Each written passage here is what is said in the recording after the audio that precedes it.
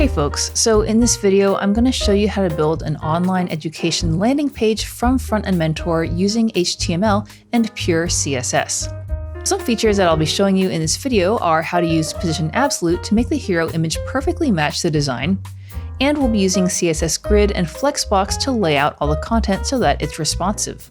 I'll also show you how to utilize CSS custom properties and helper classes so that you can write efficient styles. And you'll get to see me running into bugs and problem solving my way out. Sound good? Let's get into it. All right, so I have VS Code open here, and in VS Code, I've opened the project folder. In this folder, we have the starter files from Front-End Mentor, and they come with an index.html file, which you can see here. It has some boilerplate code as well as the text that we'll be using in the website. And there's a gitignore file, which just comes with it. And then there's an assets folder, which has all the different images that we're going to be putting on the website. So to start, I want to configure how we're going to be loading our styles. So usually if you've seen my previous videos, you may have noticed that I really like Sass, which is a CSS preprocessor. But in this video, I'm going to be using pure CSS. So I'm going to start by configuring, setting up our CSS files. So in the root, in VS Code, I'm going to create a new folder here, and I'm going to call it CSS. And then in the CSS folder, I'm going to create a style.css file. And this is going to be our main CSS file, but we're going to have other CSS files as well as some subfolders. And this is all just to separate out our styles so we don't have one giant, really long CSS file. But we're going to be separating different parts of our website into different files for better organizational purposes. So I'm going to start by, in the CSS folder, let's create a subfolder, and I'm going to call this one global.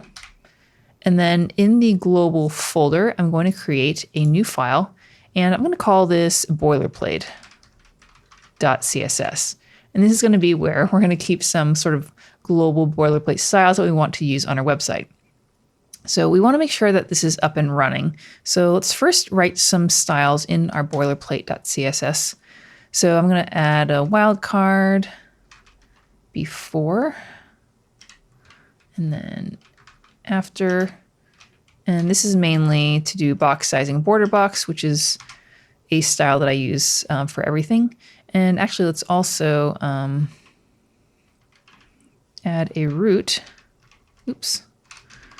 element. And this is going to be for our CSS custom properties that we're going to be using for colors and different things like that. So this is not, you're not supposed to leave it blank like this, but I'm just putting this as a placeholder for now. And then below that, let's add a body tag selector, and I'm going to set margin to 0. It's just kind of like resetting some of these default browser styles that we don't really want.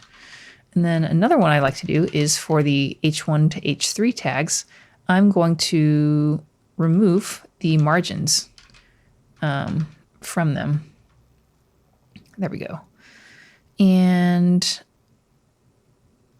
maybe another one that I like to do is for the image tag, I'm going to set it to display block.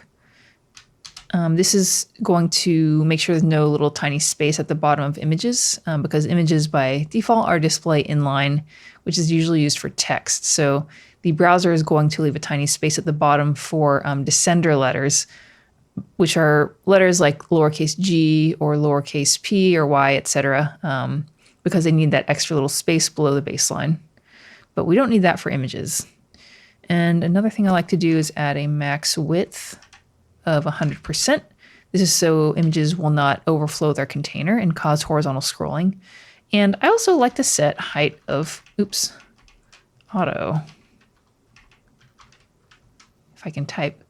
And this will make sure that the images don't get skewed, but they'll maintain the correct aspect ratio, which is the ratio of, width to height. So I think that's good for now. We're definitely going to be adding more to this later, but I just want to make sure that my styles are loading correctly. So in order to load the boilerplate and other styles in our main CSS file, we're going to use this import at rule. And this lets you import different CSS files from other locations. So for example, let's find here's the example that we're going to be using. So at import, URL, and then in here we're going to have the path to our different CSS files. So I'm going to copy that, and let's go back to our code and paste this in. So at import URL, and then of course instead of this, we need to load the boilerplate.css file. So when I'm doing paths in my code, I usually just do a front slash, and this will make sure that it will start from your kind of root domain, which should be your project root in our case at least. And then you can see that VS Code thankfully has autocomplete, so we can go to /CSS, global, and then boilerplate. So now we have boilerplate loaded in our main CSS file. So let's go back to our index.html file, and I'm going to load our CSS file. So link, we'll select CSS, and then I'm going to, again, do a /CSS and then style.css. So VS Code does help you a lot here with its autocomplete. Okay, so we have our styles hopefully set up. So now let's go to the website in our browser, and I am running, if I can show you this here, I'm running the live server VS Code extension to run our local server. So here we have our website. It doesn't look like much here, but let's inspect, and we should be able to see some of our boilerplate styles here, which we do. We have our, let me just zoom in a bit so you can see. We have our box sizing border box. And if we go to the body, we have, margin of 0. And we don't really have very much else, but at least we know that our styles are getting loaded correctly. So we can now move on. And let's now check out the Figma design and kind of figure out what we're going to be building. All right, so here's our Figma design. So let's just turn off the UI so we can have more real estate here. So here's our design for this e-learning landing page. And up at the top, we have a top navigation with a logo and button. Then below it, we have a hero section with text and image. And it's 2 columns on desktop and 2 columns on tablet. And then on mobile, it looks like it stacks to 1 column with the text coming above the image. And then below that, we have this sort of courses grid section with different grids for the different courses. And it's 3 columns on desktop, 2 columns on tablet, and then again on mobile, it's stacked to 1 column. Then at the bottom, we have a footer here, which is pretty much like the header with the logo and button, except it has a background color of blue. So it's a pretty cool looking site. So when I'm starting to do a website build, I do take some time at the beginning to do some setup. So one thing I like to do is get the colors and some of the other styles that we want to reuse and save them as CSS custom properties. So if we can do that in here, in the design system page that they have, we have different colors. So let's look at these. Let's save these to CSS custom properties. All right, so I've zoomed in a lot on the Figma design so we can read the different colors. So I'm going to start by creating a custom property for this blue color. So let's do -- color, and we'll use the name that they have here, blue-900. And I like using HSL whenever I can. So 233, 54%, 16%. There we go. And HSL stands for hue, saturation, lightness.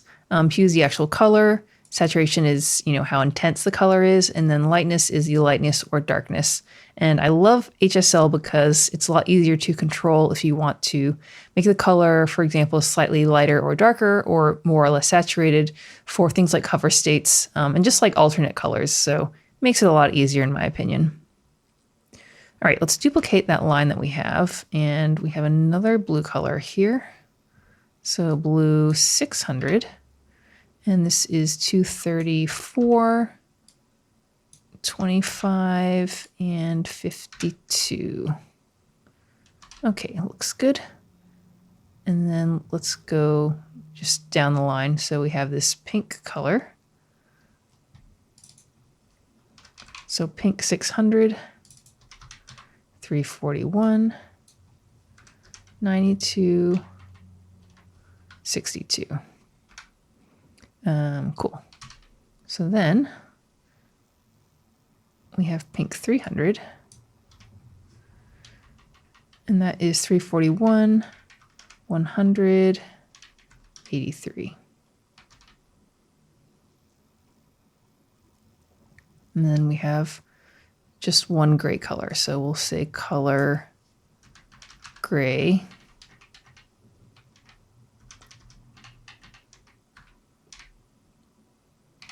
And then we have white.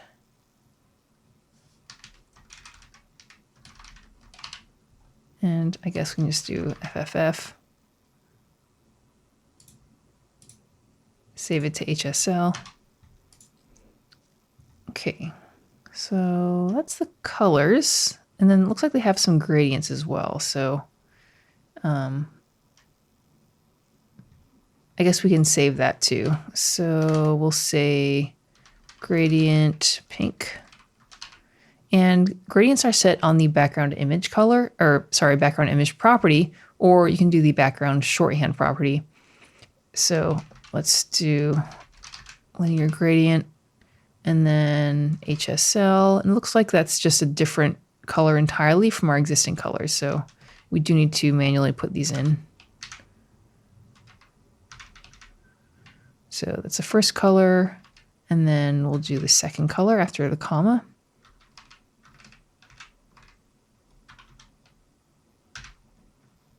Okay, so it does look like they match. And then we'll just, I guess, duplicate this for the gradient purple color here. Oops, if I can spell.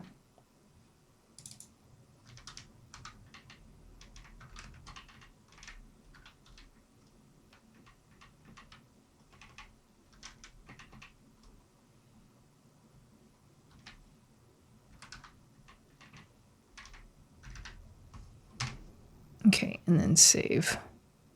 So yeah, these look good.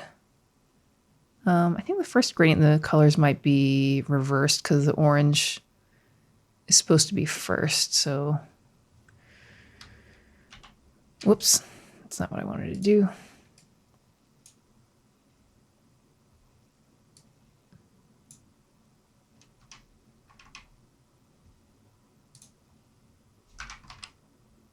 There we go. Okay, so now we got the colors in the right order. All right, so next up is the typography.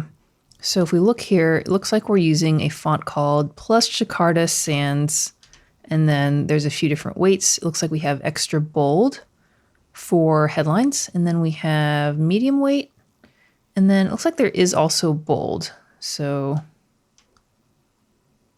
yeah, so we got medium, bold, and extra bold.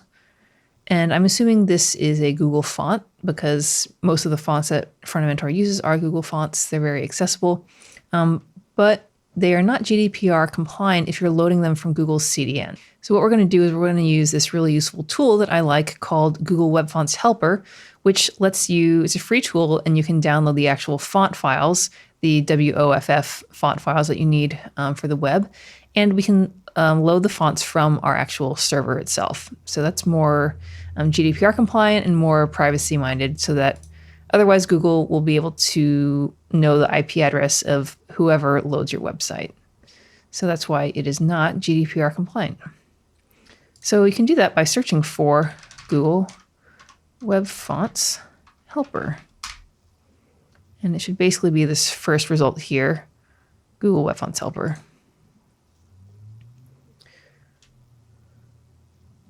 So what you can do is just type in the font family name. So Jakarta, there we go, plus Jakarta Sans.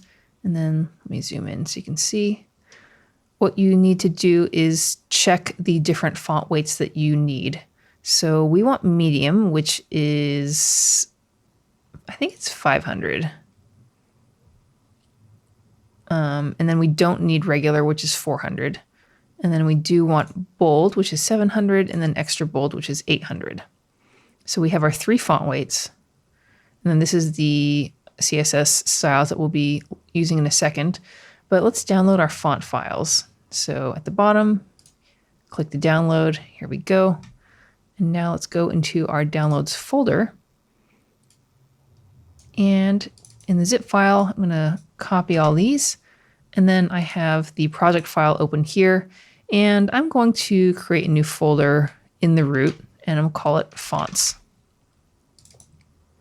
And then paste our font files in there. Okay, so font files are good. So let's get the code. And they have the sample code that's super helpful. They also let you customize a folder prefix. And what they're doing now is with the double dots, it's basically navigating one level above. But because we have, folders and subfolders for our CSS styles, I think it's maybe safer to just do the / to go to the root. So it's updated. And now we can click on this to copy. And then let's go into our styles. All right, so our fonts, I might actually just make a new CSS file for this. So in the global folder, right-click, click new file, name it fonts.css, and then in here, I'm pasting all of our styles. So let's save that. And because we've created a new CSS file, we need to make sure we're loading it here. So I'm just going to duplicate our first line and then load global fonts. There we go. Okay, so let's make sure that we are loading our custom font now. So up in our fonts.css file, the name we want to use to load the font family is plus Jakarta Sans. And let's go load that in our styles. So I usually load the fonts in the body tag. So we'll say font family. And I'm going to paste in plus Jakarta Sans. And then you do want a backup. So because it's a sans serif, I'll just use the sans serif option and then save it. So now let's go to our website and make sure that plus Jakarta Sans is loading. All right, so we have the website and it does look like the font changed. If we look down in our styles, we can see that's loading the plus Jakarta Sans font family. And another thing you can do in Firefox is if you click on this fonts tab here in the inspector, it'll tell you the actual font file that's being used. So it looks like we're pretty good. And it is using plus Jakarta Sans medium, but I think I'm just going to explicitly say the font weight, just to be kind of extra sure. So font weight 500. And then I think the other font weights that we had from Figma were a font weight of extra bold for the headline. So we'll say font weight 800 for these. And then by default, the body text is going to be font weight 500 or medium. And then the bold is used for other elements, which, we'll add that stuff in later. All right, so next, let's start writing our HTML markup. So I have VS Code open on the left with the index.html file open, and then I have our Figma design on the right. So we're basically just going to go from top to bottom in our design and write our HTML tags that we think we're going to be using. So we're going to start with the top navigation, and you want to use a header tag for this to use the correct HTML semantic tags. And then next is the logo, which is this image here, and that's going to be a link to go to the home page. So I'm going to do a / and that'll load just the main domain. Then in the link, we're going to load our logo image. So image, and then let's look in our assets folder and see which one it is. It's probably logo dark, I'm assuming. And then for the alt text, because this is the homepage link, what I usually do is write the name of the website. So Skilled is the name of this sort of fictional school, and then write home. Now, the other thing we want to do, because this is an image, is we want to set the width and height attributes. So width, if we look here, it says it's 111 by 28. So 111, height is 28. Okay, so that should be good for the logo image. Now the next thing we have is this get started button here.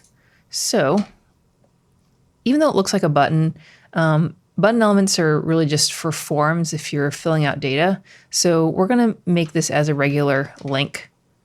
And then I'm going to leave the href attribute blank because, it doesn't really go anywhere.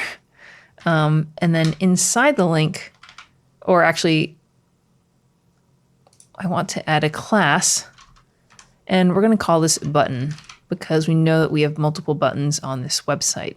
So we'll have a helper class for button, and I'm going to add another helper class called dark. And this is because this is the dark style of the button out of the different button styles. Then we have our text, which I will copy and paste from over here. Okay, so that looks pretty good for our header. So next up, we're going to, after the header, we have the main content of the website, and that is enclosed in the main tag. So in this main tag, we're going to put the different parts of the website into section tags. So, each section of the website gets its own section tag. So add a section tag here, and then let's start adding the markup for the text and the image. Now, I do try to kind of think ahead and figure out what styles I'm going to be using to help decide what the markup should look like. So we know that this is 2 columns on desktop, and then it stacks to 1 column down on mobile. So that tells me that we're going to be using either grid or flexbox, probably grid, to do this 2 column layout. So that means that we need a grid parent, and then the grid children are going to be the direct children of the parent element. And it's going to be this text section on the left and then the image on the right. So with that in mind, we need to figure out what we want the grid parent and the grid children to be. So I'm going to make this section tag the grid parent. So let's start by creating some classes. And I'm going to name this the name of the section, which is, we'll call it hero. And then as direct children, we're going to create the text and then the image element. So let's create a div. And we could use a BEM model, which I feel like might not be a terrible idea. So hero __ text. And I like using BEM a lot. Even though I'm not using Sass, I think it's still worthwhile just because BEM creates unique class names. So this is going to be the only element on the entire website that's called hero text. Whereas you could use more generic names like just text, but then you kind of run the risk of in the future, especially if the website is really large, you could potentially run into different conflicts if you have different elements that happen to have the same class name. So this just helps you to have unique names for each element. So in the hero text, we're going to add the tags for each of the text elements. So the first one, maximize skill, minimize budget, that's going to be an H1 tag. And let's again get the text from down there. Maybe I should turn off word wrapping. Or I guess we need it. Looks really super long lines there. And then after that, we have a paragraph tag. And we'll just leave it as a paragraph tag. And again, we'll copy and drag. Select and drag the text over. And then at the bottom, we have another button. So I'm going to say anchor tag, give it a class of button, and we're going to give it a second class of pink. Because if you remember, we created a pink gradient in our styles earlier. And then we'll leave the href blank again, and then move that get started text into the button. Okay, so that is the hero text. Next, let's create the hero image. And we can just start by creating an image tag / assets. Now, it looks like there are a ton of different hero images that Frontmentor gave us. So that kind of tells me that this design might be a bit more complex than just loading a straight up image tag. So here's the desktop image, hero image here. And then a tablet, it looks like they have a different image based on what we could see in our assets folder, which does seem to be the case. So these are all hero images, like this whole thing. And then mobile also has its own image file there. So we want to change images between devices based on the viewport. And what you can do to make that happen is to use an HTML picture tag. And that actually lets you set basically a media query and then telling the browser which of the different images you want to load for that breakpoint. So in the picture tag, let's just start writing this here. So picture tag, and then in the picture tag, you want the last element to be an image tag, which is basically going to be your default or fallback image. And we want this to be the mobile image. So let's look in assets again.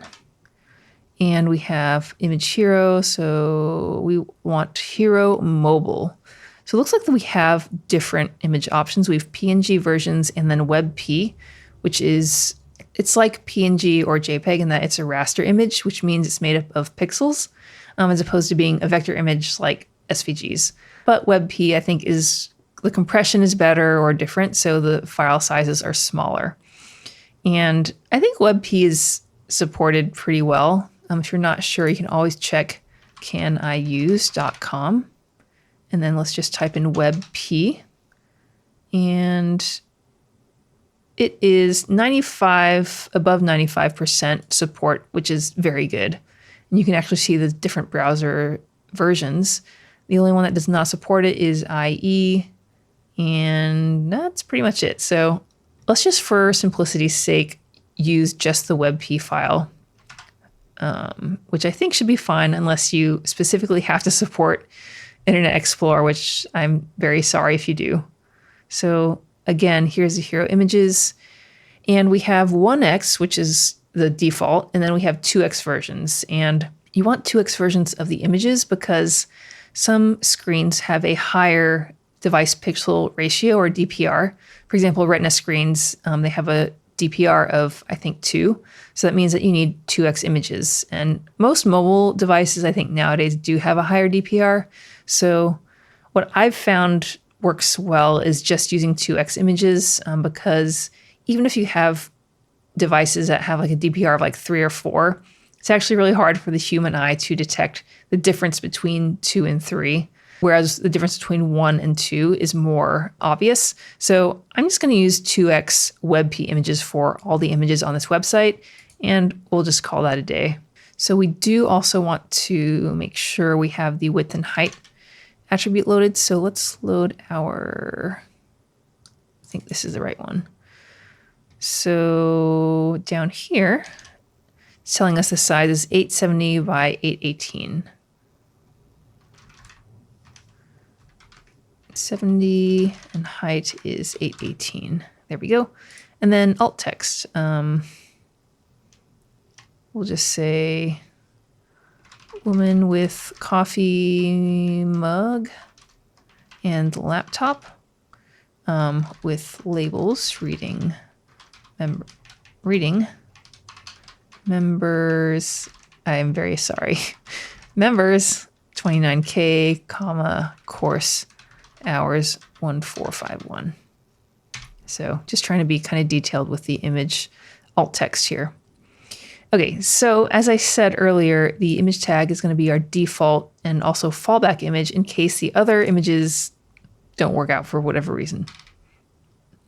Now, to load the different images on different devices, we want to create them in source tags. So source, and then I'll select media. So here, this is a media query.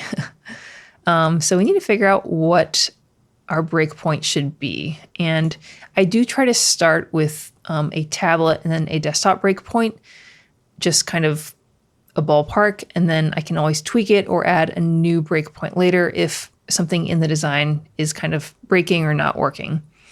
So for tablet, the iPad has a viewport width of 810 pixels. And for breakpoints, we want to use EMs. So 810 divided by 16 to go from pixels to EMs is 50.625. Let's just go with 50 for, again, simplicity's sake. It's a bit easier to remember. And you can use rems or EMs. I believe they work the same now.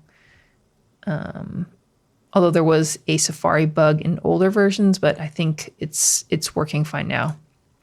So now we want to load the tablet image.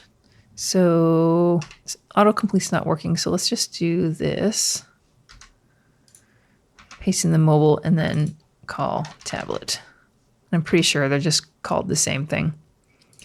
Okay, and then we also want to set our width and height attributes for our tablet image because it looks like it's a different aspect ratio. So here's our tablet image, and it is 695 by 723. So width 695 by 723. And then I think the alt text should just load from the default. Okay, so that's our tablet image. And then before that, as the first element, we're going to have our desktop. So I'm just going to duplicate our tablet. And for our desktop, I'm going to use 75 EMs, which is, I think, 1200 pixels, if I'm not mistaken. 75 times 16 is, 1200 pixels. And again, it's kind of arbitrary. I might need to tweak that later on, but we'll start with that. And then I think this is just called desktop. And then let's load the desktop image to see what size it is. And this is much larger, 2092 by 1876. 2092, 1876. Cool. Okay, so this is our picture tag. And I know that seems kind of complicated, but I try to explain all these steps whenever possible. So we have our picture tag, and I do want to load this and test and make sure the correct image is getting loaded when you load with different devices. So let's go to our website and inspect. And let's start by turning on, oops, if you can see that, responsive design mode, which is in Firefox, this mobile and tablet device. And then to figure out which file is actually getting loaded, obviously we can sort of eyeball it, but if you need to check the actual file name, you can go to the network tab here. And then I'm selecting images here, so it's only going to tell you the image files. So now let's reload. And again, we're on mobile, so it looks like we're loading the mobile image. So that's good. So now let's go to iPad. You can see when we changed to iPad, the new image loaded here, the tablet one. But just to double check, let's reload again. And now you can see tablet is the only one that is loading. And then let's go to a laptop version, reload, and now the desktop image is getting loaded. So looks like our picture tag is working well. All right, so next up, let's go to the next section in our design. So after the hero, we have this grid section with the different courses. Zoom in a little bit here. So in this section, again, we're probably going to be using grid for this. So this is the end section tag of the hero. So let's create a new section tag. And let's give this a class of courses. So just trying to use these descriptive class names. And I think we can use the courses section tag as the grid parent, kind of like what we did in the hero tag. So let's try that. So course is going to be the grid section. So then each of these blocks are going to be the direct grid children. However, we have two types of blocks. We have this title block with the check out our most popular courses text, and then we have the course blocks. So what I'm going to do is create a helper class for the blocks. So we'll say block, and then this is the first block. So I'm going to create another helper class, and I'm going to call this title. And then these ones will probably call them like block course or something. So the block class is what we're going to use to add the global styles for these blocks, because these are going to have some shared styles, mainly the padding, I'm assuming. And that just allows us to share styles between the title block and the course blocks a bit more easily. So in the block title block, we have a title text, and this is probably going to be an H2 tag, because the maximize skill, minimize budget is the H1 tag, and that's the title for the entire website. And then we have here, check out our most popular courses is like the title for this courses section. So we want to increment in numbers as we go down the website. So H2, and then check out our most popular courses. Oops. And then that's it for the block title. So let's just save our changes. And then after that is the course block. So let's add a div with a class of block and then course. Yeah, I think this should be good. So in these course blocks, it looks like we have a few different things. So we have an image tag, and that's the icon. So I think the first class was animation. So assets, icon animation. And then the alt attribute, I'm actually going to leave this blank because these icon images they're more decorative. They're not really descriptive and giving the user any useful information that you wouldn't be able to tell from just the text. So if you want screen readers to ignore an image and not read out anything, you do want to have the alt attribute but leave it blank. If you don't have it at all, then some screen readers will actually read out the entire file name and file path, which I think is a bit annoying. So you don't want to do that. So let's get the size of these. Oops. 56 by 56.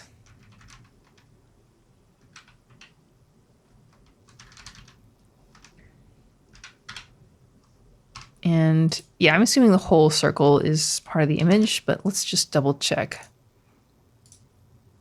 So I'm opening the SVG in VS Code, and by default, it's going to show you the actual SVG code, but I have this extension called SVG, which if you click the preview button up here, it'll show you what it actually looks like. So yeah, it looks like the background is part of the SVG, which is fine. That's good for the icon. Next up, we're going to add the title for the course. So let's add, I would say an H3 tag, because again, we're kind of incrementing and these titles live under the H2 tag for the section. So I think it's just good to use the H tags to sort of give the user an idea of where in the hierarchy of semantic information this element lives in. So H3, animation. And then we'll add a paragraph tag, and then just select and drag. Then at the bottom, there is a get started link. So anchor link. Again, we'll just leave this blank. Then we'll say get started. Okay, so now that we have our first block for the course, let's select it and duplicate it. And then we'll just kind of update for the second block.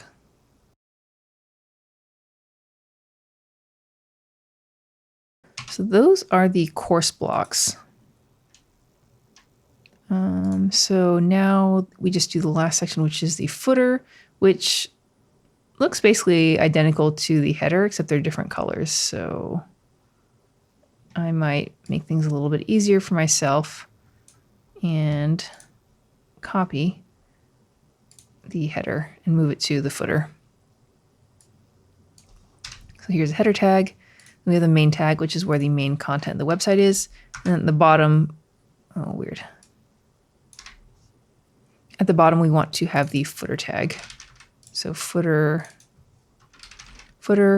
and then we'll just adjust the logo image, which is logo light, I'm assuming. And then everything else should be good. And then button is going to be the button, I think purple was the other gradient there. Cool.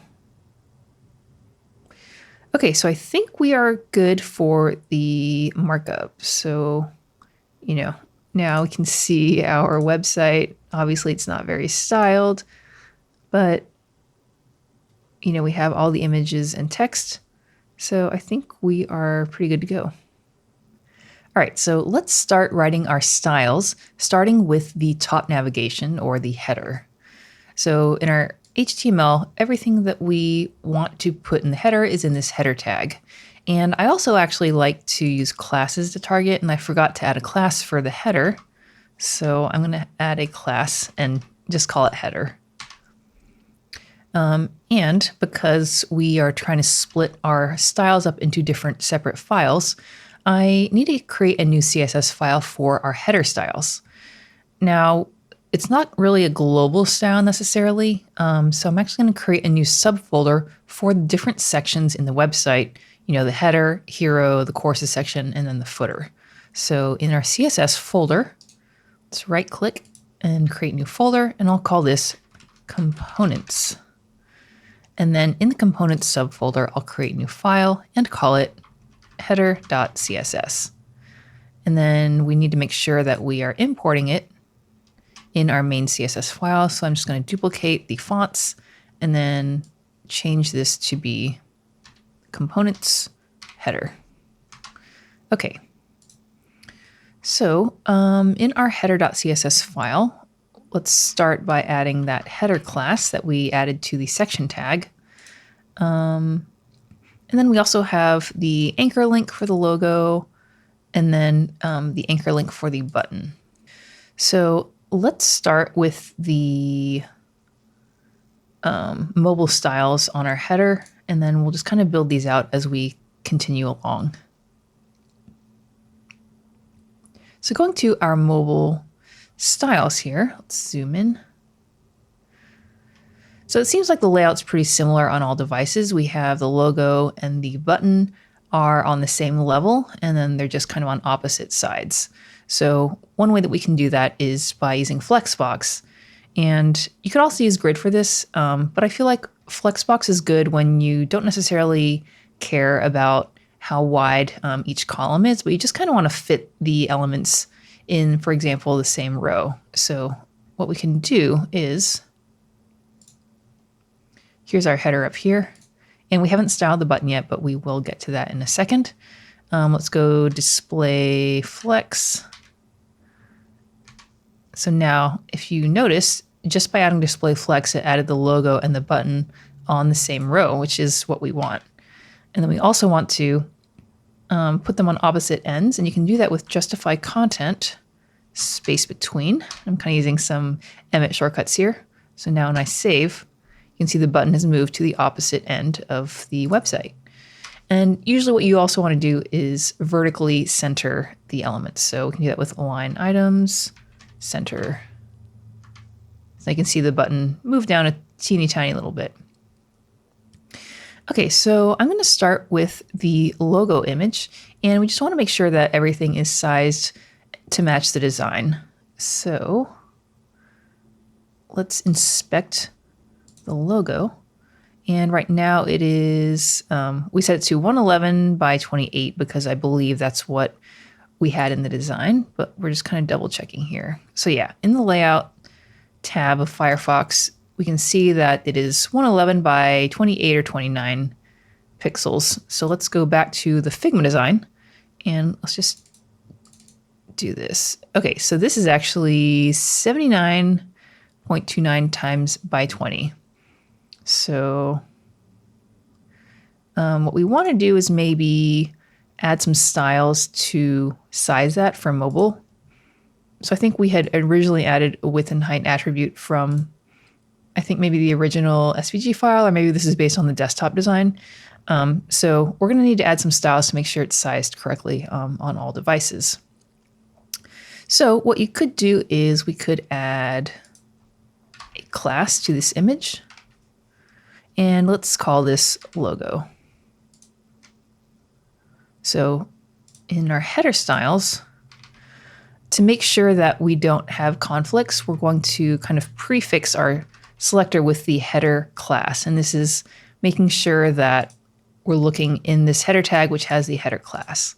And then we'll add a space so that it'll look for a child element, and we'll add the class of logo.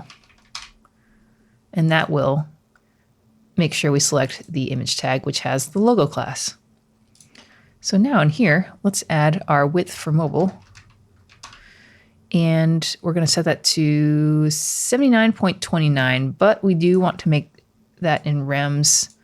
I think we do want this to scale up if the browser-based font size scales up. So 79.29 divided by 16 is 4.9, yada, yada. It's a bit long, but, you know, we'll just add that in there. Okay, so now let's see if that worked. And the logo image does look smaller, which is good. Let's zoom in a bit just so you can see better. So let's inspect this logo again. And now it is saying that it is indeed 79.2 by 20. So I think we are good there. Now the next thing we need to do is we want to style our button, the Get Started button. And if you remember, there's, I think 3 different styles of buttons on our website. So we can see this dark one up here, then we have this pink one in the hero section, and then way down at the bottom we have the purple one. So we want to spend a little time setting up our button styles. I think I'm probably going to add it in the global folder. So let's right click that, click new, button. And I'm adding it in global just because it's not in a sort of section specific part of the website like the header is in the components. So I think adding it in global kind of makes the most sense. Okay, so in our button styles, we also need to import it in our main CSS. And because it isn't global, I'm just going to duplicate the fonts CSS file and then rename this to button. There we go, all good there. Okay, so what we had done when we created our markup was I kind of sort of preemptively created a button class, and I added it to all the different buttons. And we're going to target that button class in our button.css file. So we want to add some global styles that all the buttons, no matter what color they are, will share. So these are basically the sizing things. So let's start with the font size. And I need to show the UI, and I know it looks really... Let's make this window a bit bigger here. So you can just see a little sliver of the button. Okay, so it says that the font size is text preset 7, and it should be 18 on mobile. So we probably want to set up our text styles, which we haven't done yet. So if you can see here, down in the bottom right corner, we have the different text styles, and they had named them with text preset and then different numbers. All right, so what I'm going to do is let's go back here, and maybe we'll set the font sizes in our fonts.css file. So we already have the font families here, but let's create a new root selector, and this is going to be for CSS custom properties for our font sizes. So we'll start with the first one, and we'll just say text, or maybe I'll say FS for font size -1. And let's look down at mobile. Mobile tablet is 40 pixels, and then it goes to 56. So what we could do is use a tool that I like called the Fluid Typography Calculator.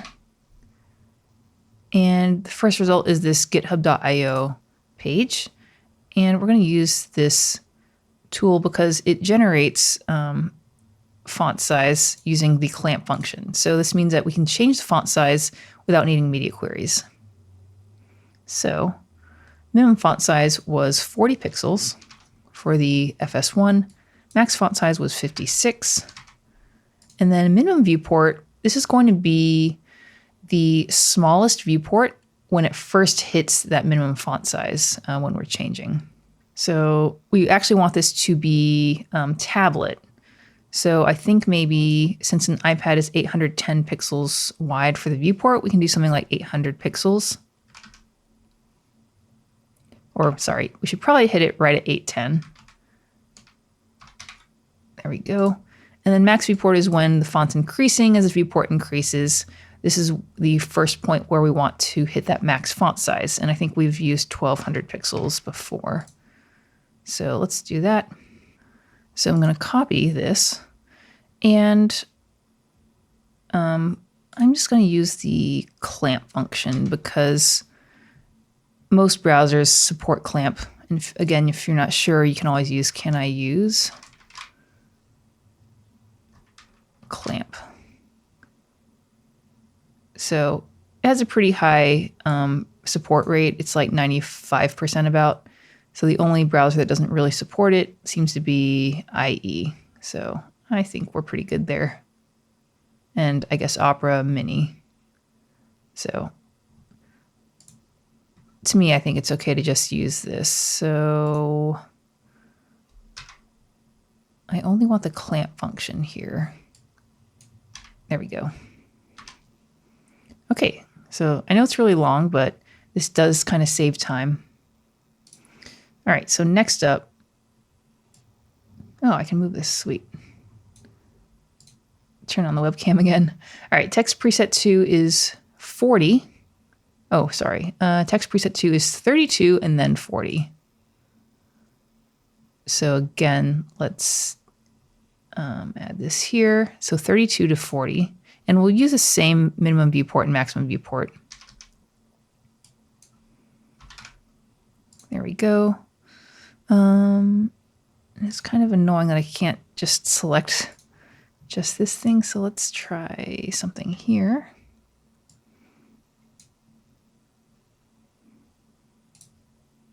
There we go.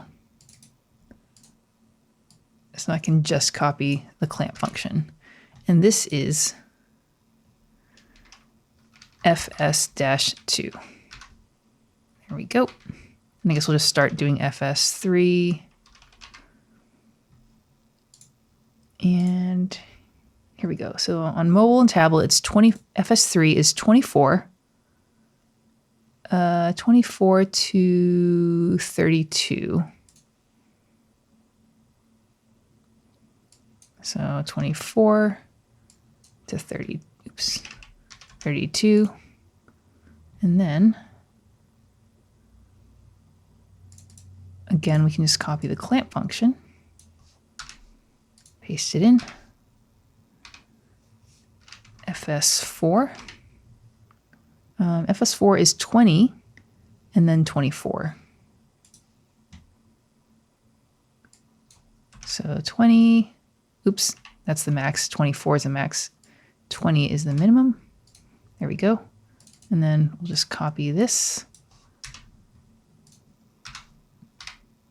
So it is a little bit more work at the beginning, but it'll save us time later on.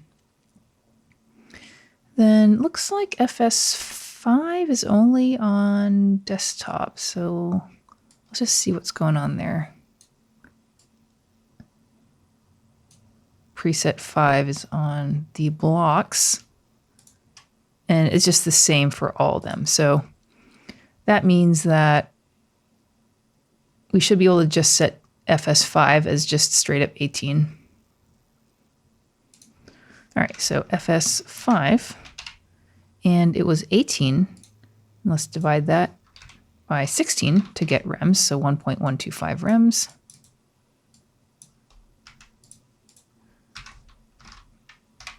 And then next we'll just go to FS6. And on mobile, it is 14.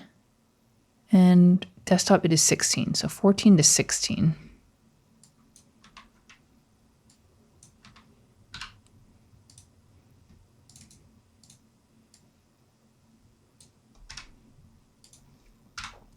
There we go. FS7, oops.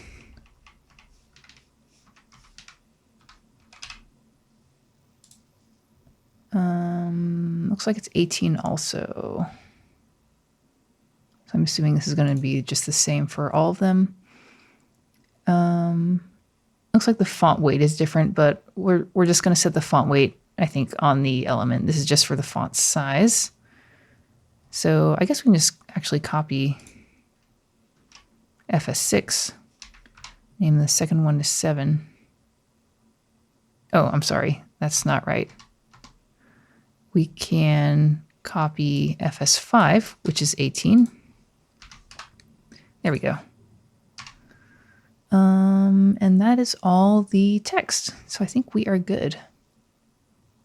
All right, so going back to the button styles, I think we'd said this was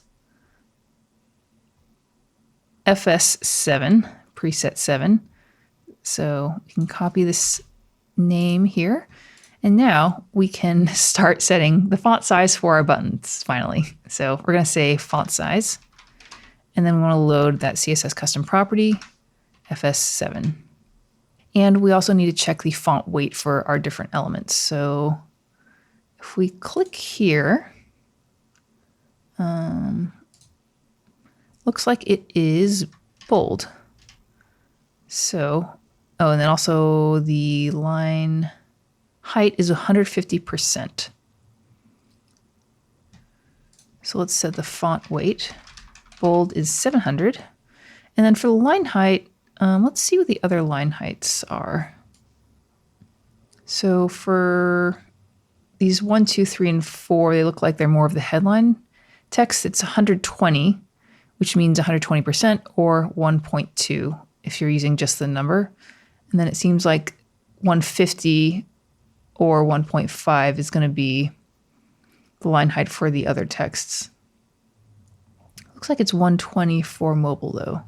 So we might need to set these kind of individually. But it looks like 120 is the line height for all the headlines. So we can actually set that in our global styles, because we did set some styles for our H tags. So let's just say line height is 1.2 for the headlines. Yeah. All right, so now back to the button styles. On the button, it was 150. And it looks like it's the same between mobile and tablet, or between mobile and desktop. So line height of 120 or 150 or 1.5. So back to our website. So now you can see that the font weight is different. We do want to get rid of the underline. So I'm going to do this in our boilerplate styles for the anchor link. Text decoration to none. So now the underline's gone, which is what we want. Now the next thing we need to do is to set the spacing and the sizing for these buttons. So I'm going to start by styling the button dark selector. So button dark. This is the button that we have in the header, and the background color is, the dark blue color. So we'll set background, and we should have saved this already. So color, let's figure out which color it was.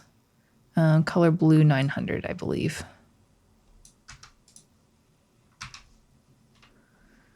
And then the text is white. So we'll set the color to be var color white. All right. And so now we have our button. Okay, so let's get the spacing, because we need to add some space around the text and also add the border radius to curve the corners.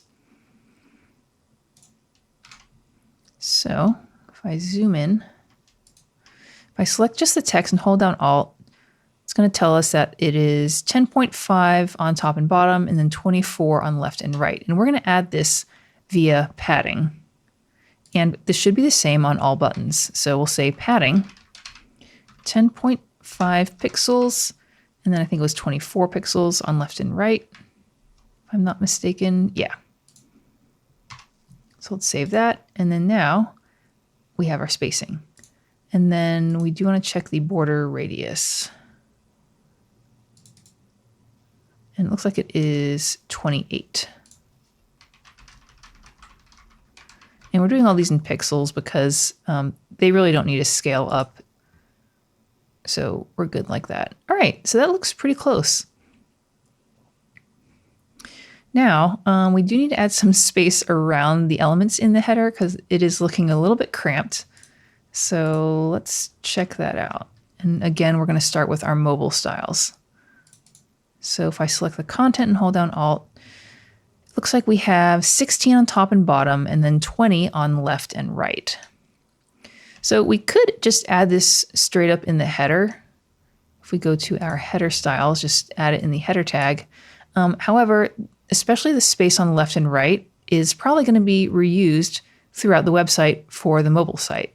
So if we, check the next section, the hero section, and if I hold down Alt, this also has 20 pixels of space on the left and right. Although it looks like this image might be kind of going full bleed out to both sides, so we'll have to kind of remember that. And then also if we check the courses, looks like, this is also 20 pixels on left and right. And then the footer, which is the same as the header, style-wise is, spacing-wise is also 20 pixels. So because these spacings are the same, we could, add the 20 pixels of space on left and right just individually in each section. But, I try to be efficient in terms of reusing styles when I can. So what I might do is add that 20 pixels of space on left and right to a helper class that I can then add to the different sections of the website that all need to use that same spacing. So let's go to our index.html and figure out where we want to add this class. I think starting with the header, we can add this class here. And, I might add maybe a wrapper class like that. And then if I go to maybe our global folder, we'll start adding some more styles here. And I'm just going to call this layout because we might be adding some other layout styles for our website. So with layout, let's load it in our main. And I think that was in global. Yeah, it was in global. So we'll just duplicate this. All right, so we got our layout styles loaded. And I had added a wrapper class. And this is actually something that I do for pretty much all websites. And the reason for that is the wrapper is something that for smaller viewports, it'll add space on the left and the right. You want to make sure you have that space. And then there's some more padding on tablet. And then on desktop, usually what happens is you kind of limit the width of all the website content to a specific width. And this one was, I believe, 1120 pixels wide. So for desktop, you want to make sure you have set a max width of 1120 pixels. And then on tablet and mobile, you can add some padding. So let's try adding some of those styles there. So again, we're going to start with mobile for mobile first. So I think I'm just going to add the left and right padding for mobile because the top and bottom padding, I have a feeling is going to be different. You can see that the header has much smaller top and bottom padding than, for example, this hero section. So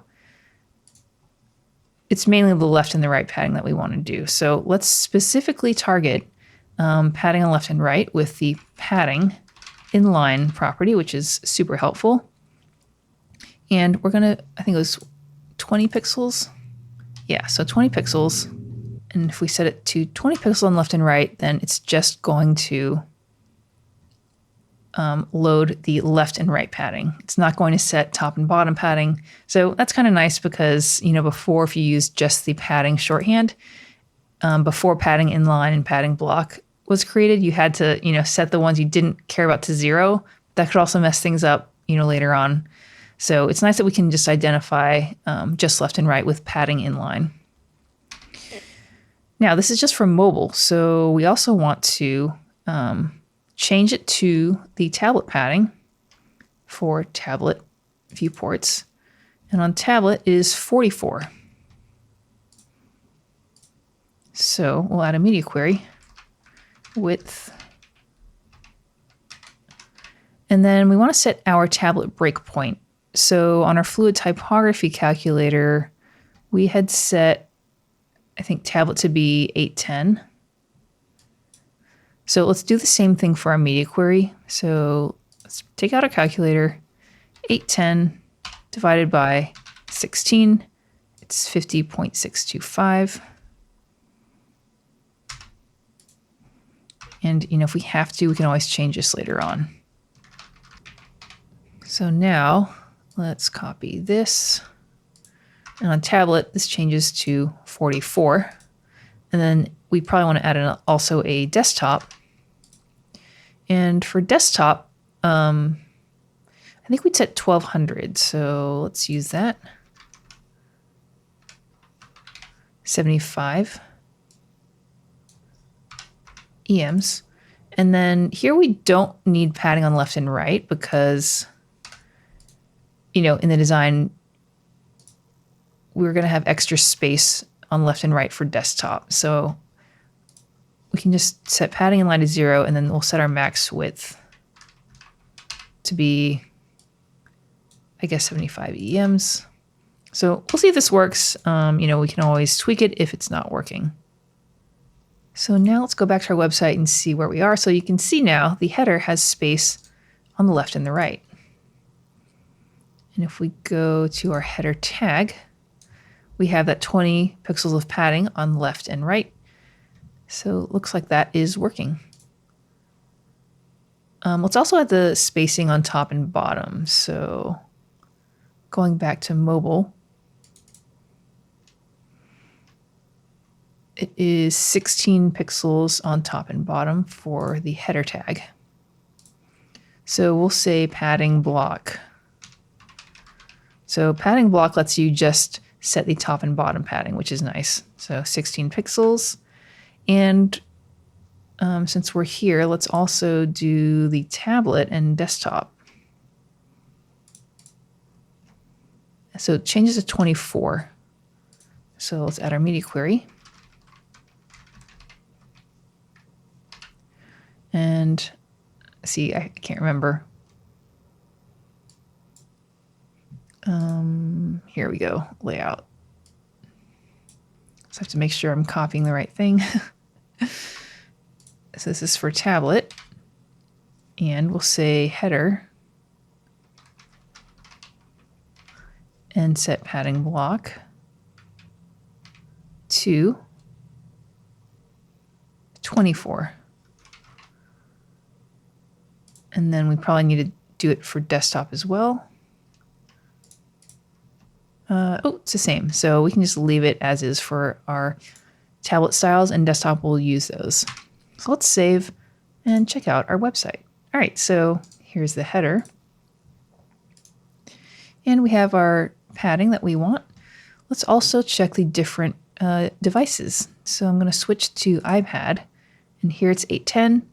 And we got 24 and 44.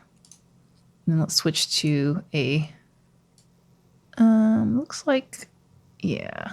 So right when we hit 1200, I think maybe we should still use a tablet padding. So let's just try commenting out our padding of 0 for desktop and save. So now desktop does have some padding on either side.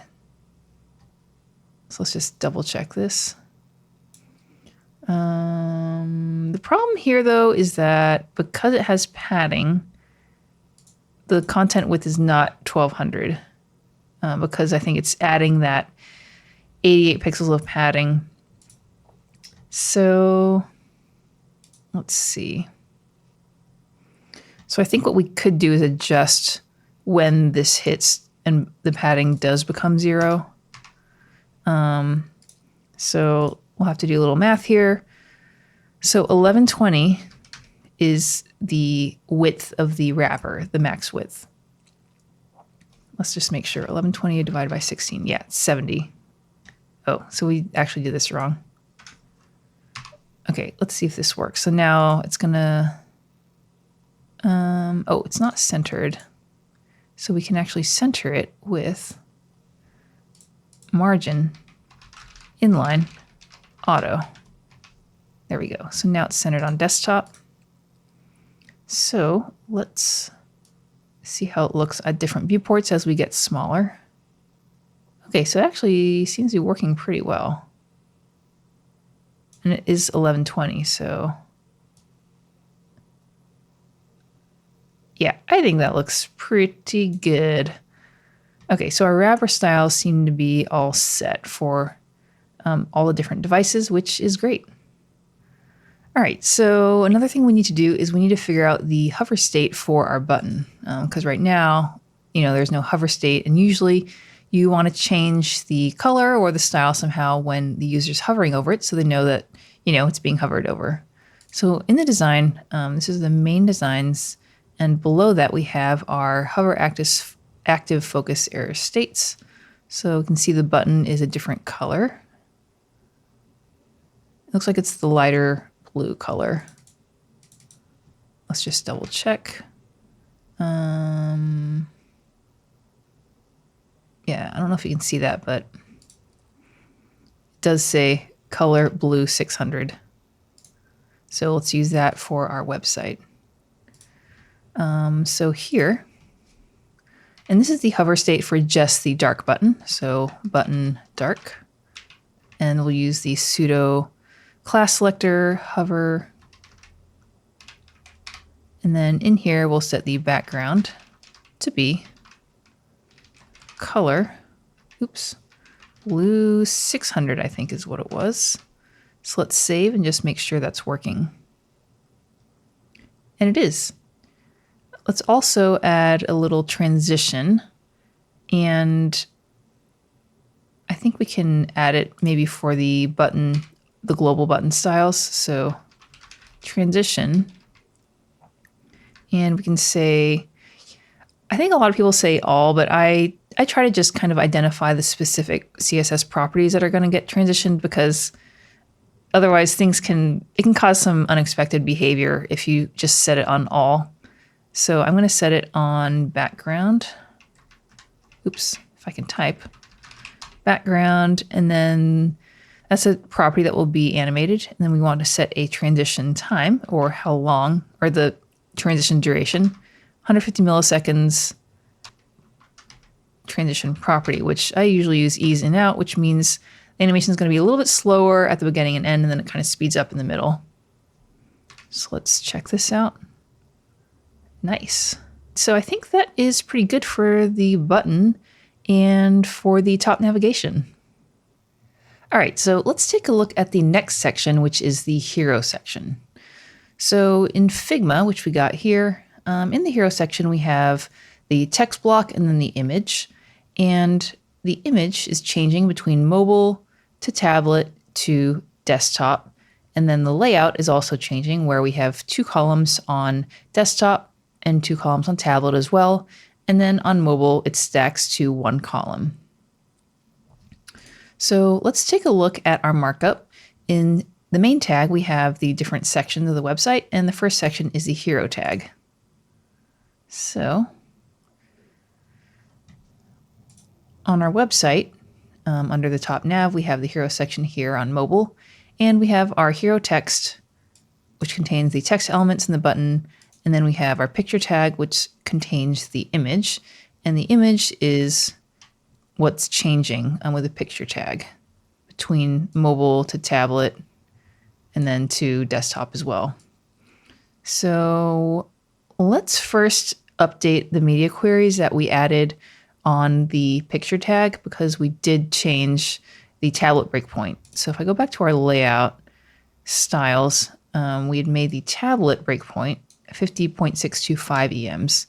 So I'm just going to try to start off and see if we can use the same tablet breakpoint here. And then 75 EMs is the desktop, which is the same. So I'm just going to zoom out even more. So we got mobile, tablet, and then desktop here. And, we might need to change this as time goes on, but we will use this as a starting point. All right, so I'm going to start by doing kind of the basic styles. So we'll start looking at the text block and, getting the font size and the colors and the spacing working. So starting with the H1 tag, let's see what style we have here. And we don't have a font size style in our rules tab. So right now the text is just using all the browser defaults. So let's go to our design, and I'm just going to zoom in on the mobile design here. Select the H1 tag, and then let's show the Figma UI. And it's using text preset 1. Then the color is blue 900. And we're going to have to create a new CSS file for our hero styles to just kind of keep going with our organizational system here. So in the components subfolder in CSS, I'll create a new file, call it hero.css, and then in our main style.css file, we're going to duplicate the header component style, and we'll load the hero.css. So here we go. So hero, and again, we're using the class name for the section, which we have here. And we'll start by styling the hero H1 tag. So again, we're kind of prefixing all our selectors with the hero class, just to make sure that the selectors stay unique and only affect elements within the hero section. So we had said font size is var fs1, and then color is var color blue 900. And I believe, let's check the font weight. I think, yeah, so I set the font weight to semi or extra bold rather, which is 800. Okay, so font weight is fine. Line height is also set in our global styles. So let's check out our site. So you can see the text did get bigger, and it looks like it is that same dark blue color, which is good. And I wonder if actually all the other H tags are this blue color. And if they are, then we might be able to set all the H tags to be that blue color instead of going individually with the different tags. So this is our H1 tag up here. So next is going to be the H2 tag. So this is, clearly not that.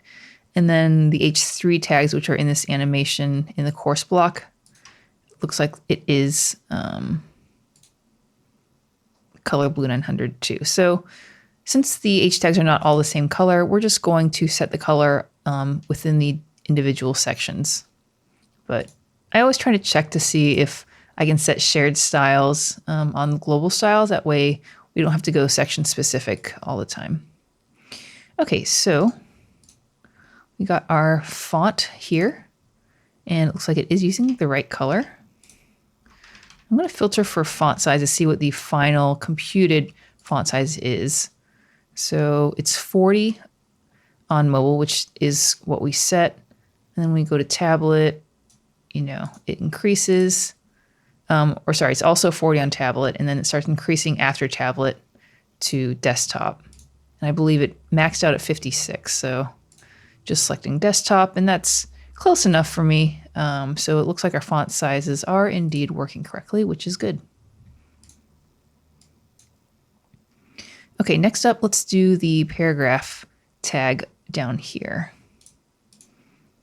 So if we go back up to the hero section, this paragraph tag is using text preset 5, and then it is the gray color. And let's also just do a quick check to see if there's other elements that are going to use this gray color as well, just to see if there's a way to globally set this gray color to affect more than one element. So it looks like the block might also be that gray color, which it does look like it is over here. And that also is going to be a paragraph tag. So it might actually work globally to set all paragraph tags to have that light gray color. So let's do this in our boilerplate.css. And I'm going to add a paragraph tag selector and set color to color gray. There we go. And let's also check the font weight. We don't have any. It looks like we already set a default font weight on the body tag to be 500, which is medium. So I think we're good there. Okay, so we have this. Oh, sorry, wrong section here. There we go. So here's the paragraph tag. Let's double check that line height as well. So line height here is 150. And it looks like it might be less on our website. So let's figure that out. Yeah, so we don't have a line height rule. So let's check the other paragraph tag to see what the line height there is. Looks like it's 150 as well. So I'm going to set the line height also on our paragraph tag. 1.5. So 1.5 is going to be 150%, which means it's going to be 150% of the font size. So this will change based on whatever the font size on the different paragraph tags is. Okay, and I know this is a bit cramped trying to fit everything here. But yeah, so now the line height looks pretty good. And the last thing we need to do is the button. And the button is the pink gradient. So I think we added a secondary helper class there already. Yeah, we did. So button pink. So let's go to our button styles. And we want to have this gradient. So I'm going to select the button dark styles and then duplicate it. And we'll change this to pink and pink. So, okay, so that's working, but we need to change our colors now. So we had set the gradients already. So gradient, I think it was just called gradient pink. There we go. And then is it white for the text? Yes, it is. And then we should be set on the font sizes and everything. Okay. So that looks pretty good. I think we also need to do spacing between the text elements. So you can see if I select the paragraph element here and I hold down Alt, it is 24 pixels to the headline and then 40 pixels to the button. So 24 and 40. So what I'm going to do is in our hero styles, I'll say hero P, and I'm going to add space by using margin block. So we can set the top and bottom. So again, to refresh, it was 24 on the top and 40 on the bottom. So 24 and 40. There we go. And now we have space between the elements. If we inspect, we can see that we had removed the margin from the H1 tags because when you have an H tag, you're almost always going to have a paragraph tag under it, I think. So we're just adding margin with the paragraph tag. Oh, and one thing I'm noticing here is that you can see the margin, if I turn on the highlighting, is kind of going on top of the button. So the reason for this is because margin collapse is happening. And that's because the button is by default a display inline element. And so top and bottom margins are not going to work. They're not going to have an effect on inline elements because inline elements are usually, for example, text, and you don't have margins between the different words in the paragraph. So what we could probably do is set display inline block on the button.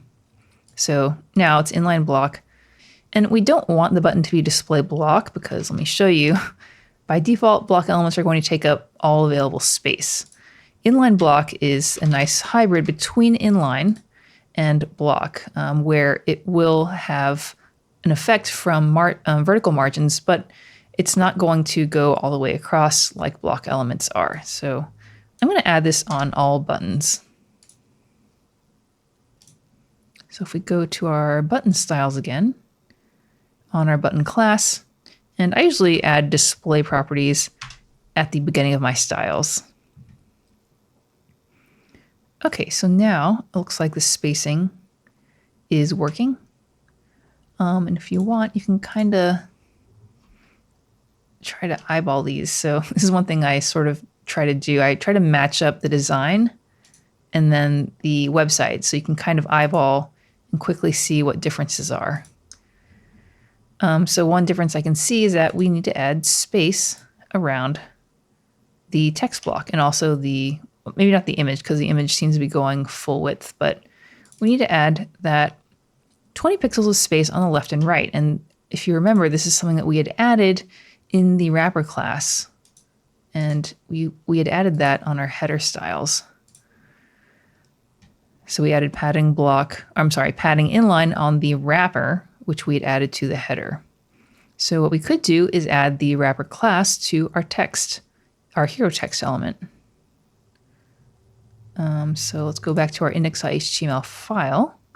And here's the hero text element, which again is the h1 tag, p tag, and the button. So I'm going to add the wrapper class. So now in my save, we have our spacing. So this is one reason why I really like using helper classes for shared styles that you know are going to be reused. So we're doing that on the wrapper, and we're also doing it with the button class because we know that there's going to be buttons on different parts of the website. And actually, we need to fix this because we forgot to do the hover state on our pink button here. So it was defaulting to the blue button at top. So button pink hover, let's go back to our design and see what the hover state looks like. If we go back to this one, so it looks like it's just getting faded. So maybe like an opacity change. So let's see. Okay, gradient preset 1. That looks like a lighter.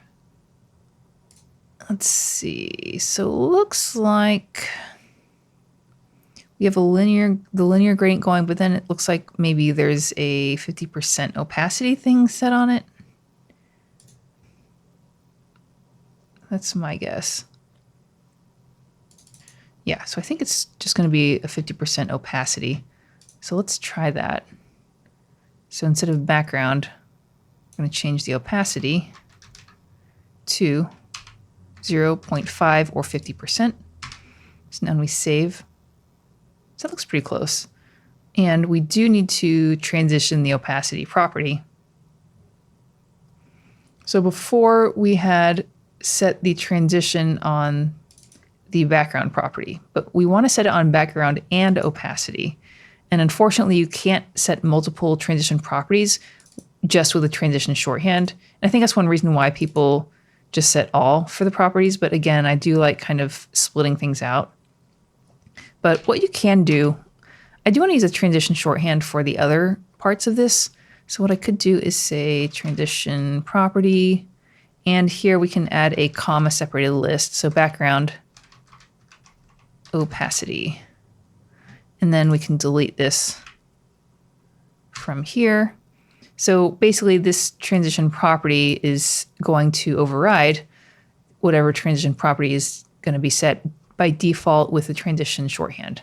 So now on our website, it looks like the opacity transition is working and the color transition is working. And if you're curious, you can inspect the button and let's force the hover state here. And you can see that here's the transition shorthand property that we had originally set. And the default transition property is all, but you can see that that's getting overridden by the transition property that we added after, because with the CSS cascade, if you add another value for the same property as a style before it, whatever comes later in the CSS style sheet is going to override the original one. So that's why in our styles, we wanted to add the transition property style rule after the shorthand so that it overwrites the all. Okay, so this is looking pretty good. So we also want to now, I think, look at the image.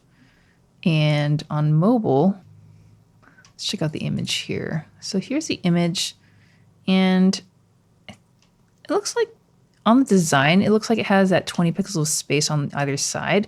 But if we zoom in, you can kind of see that the shadow next to the label is like going all the way across to the edge. So let's look at what we got here on our website. The image size looks roughly the same. So if we inspect this, let's get rid of this extra stuff here. So we have the image, and there's a lot of extra space on the sides. And it seems like it's still getting, the shadow's still getting cut off here. But I think that might just be a bug with the image. So I think we'll just leave it as is for now. Okay, so image itself, I think, is, as good as it's going to get. Let's also check out the spacing between the text and the image. So here's our text block, and then here's the image. And it looks like there's 48 pixels of space between them. So on our site, we have the picture, and then there's no space between them. So if you want to add space between elements, we could use margin and add, for example, like a margin bottom to the hero text. However, knowing that our design is going to change and go to that 2-column display for tablet and desktop, we know that we're probably going to be using maybe grid. You could also probably use Flexbox for this, but we want to use grid, and we would be able to then add space between the elements using the gap property. So I think it might make sense to make this a grid parent, so the hero, and then add space between the elements using gap. So let's do that. So 48 pixels of space between them. So if we go back to our code for the hero, then that's going to be the hero section tag is going to be the grid parent because it contains the hero text and then the picture tag. So let's just say display grid. So when we save, nothing happens. So you might think that when you just add display grid, nothing happens, versus if you add display flex, it immediately puts the children on the same row. But it is actually a grid container already. If we click on the grid label, you can see the lines now, and it is adding an implicit extra row for that image. So what's happening with grid is that when you add just display grid, it's going to make the direct children grid children, but it's going to put them in rows by default, versus Flexbox, which puts them in columns all in the same row. So that's just a difference between Flexbox and grid. So now with our grid, we're going to add gap, and we can just try gap and see if we don't need to separate out row and column gap. So we'll add gap 48 pixels, and because there's only one column, it's only going to add space between the rows. So now we have that 48 pixels of space. Let's turn off the grid lines. Okay, so that's looking pretty good. Here we go. So just kind of eyeballing, and that seems, I would say, pretty close. So now the next thing we want to do is we want to add space inside the hero section. So there's space above the text block, and there's probably space under the image. And then, so this is the entire hero section here. And then inside it, if we select both the image and the text block, we can see there's like 64 pixels of space on the top and bottom, in addition to the 20 pixels of space on left and right. So this is something that I would add with the padding property to add space between the child elements in the section and then the edges of the parent. And I like using padding for this as opposed to margin, because when you're adding vertical margins, you run the risk of causing a margin collapse. And this can cause issues, especially if you have a solid color on the parent. And then kind of like what we had before with the boundaries of the paragraph, kind of going into the button because the margins were collapsing until we set the button to be display inline block. So for vertical space between the edges of the parent to the children, I add padding. So that's 64. So we're going to do this with padding block. And we'll set it to 64 pixels. And now on our website, we have our space. So again, I think that looks pretty good. Okay, so I think our mobile hero is set. So now let's do tablet. So I'm going to change to iPad. And we will need to make some changes, obviously. And we're using the new iPad image. So let's check out our design. Okay, so there's a few things going on here. So one is that we have our 2-column layout. And the second thing is that the image looks like it's going off screen. So if we look at our website right now, this is the full iPad image. But you can see it's kind of getting cut off on the design sort of right here. And then the rest of it is going off screen. So when you have things going off screen or like overlapping visually other elements, oftentimes you're going to need to use position absolute to do that. And the reason for that is position absolute lets you remove that element from the normal flow of the document.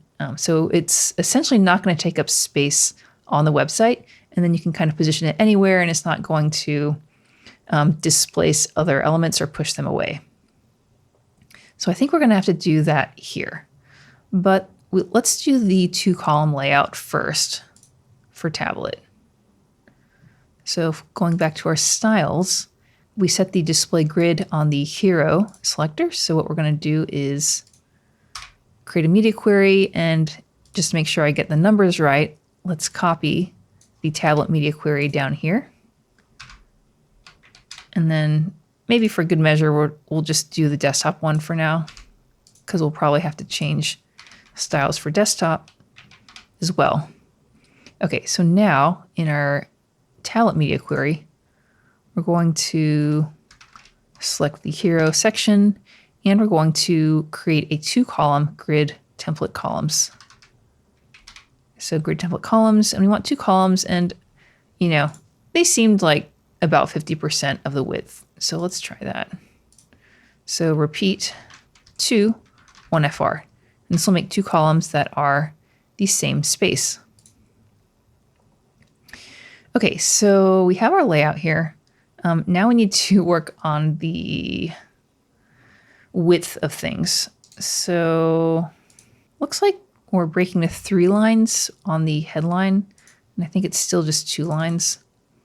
So let's just see what the width of this is about. So the width is 328. I don't know if you can read that, but it says 328 pixels. So let's see what the width here is. 381. So that's a big difference. I'm just kind of seeing what the width of the image is. It says 328 also, but obviously this is going off screen. So the text block is a little bit too narrow, and I think that might be because of the gap here. So this was the gap that we added for our mobile styles to add space between the rows. But it's also, because we just used the gap shorthand property, it's adding that gap to between columns as well. And I think this is adding too much space. So what I'm going to do is change the gap property to row gap. So this is now only going to add space between rows. And now we don't have space between the 2 columns. The text is still a little bit small. So it's 405, but I'm not sure why it's still breaking the 3 lines. Or yeah. Let's check on the font size. This is tablet mobile text preset 1. and it's 40 still, which is what I think we have loaded here. So you can check the computed font size. It's still 40. Okay. So why is this text block not large enough? Okay. So it looks like the padding on the right from the wrapper class is making the text kind of narrower than it should be. So there's not enough room for the text to go to 2 lines. So I think maybe we might need to add a hero specific, so hero text style, to remove the padding on the right. So hero text wrapper for tablet. So let's see if this works. Or sorry, let's add this under tablet styles.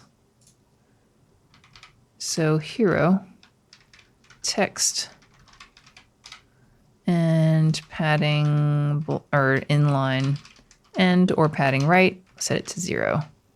There we go. So now you can see on iPhone, we have our padding of 20 pixels. Then when we go to tablet, we do not have padding on the right side, only on the left. There we go. Okay, that took a little bit of detective work, I suppose.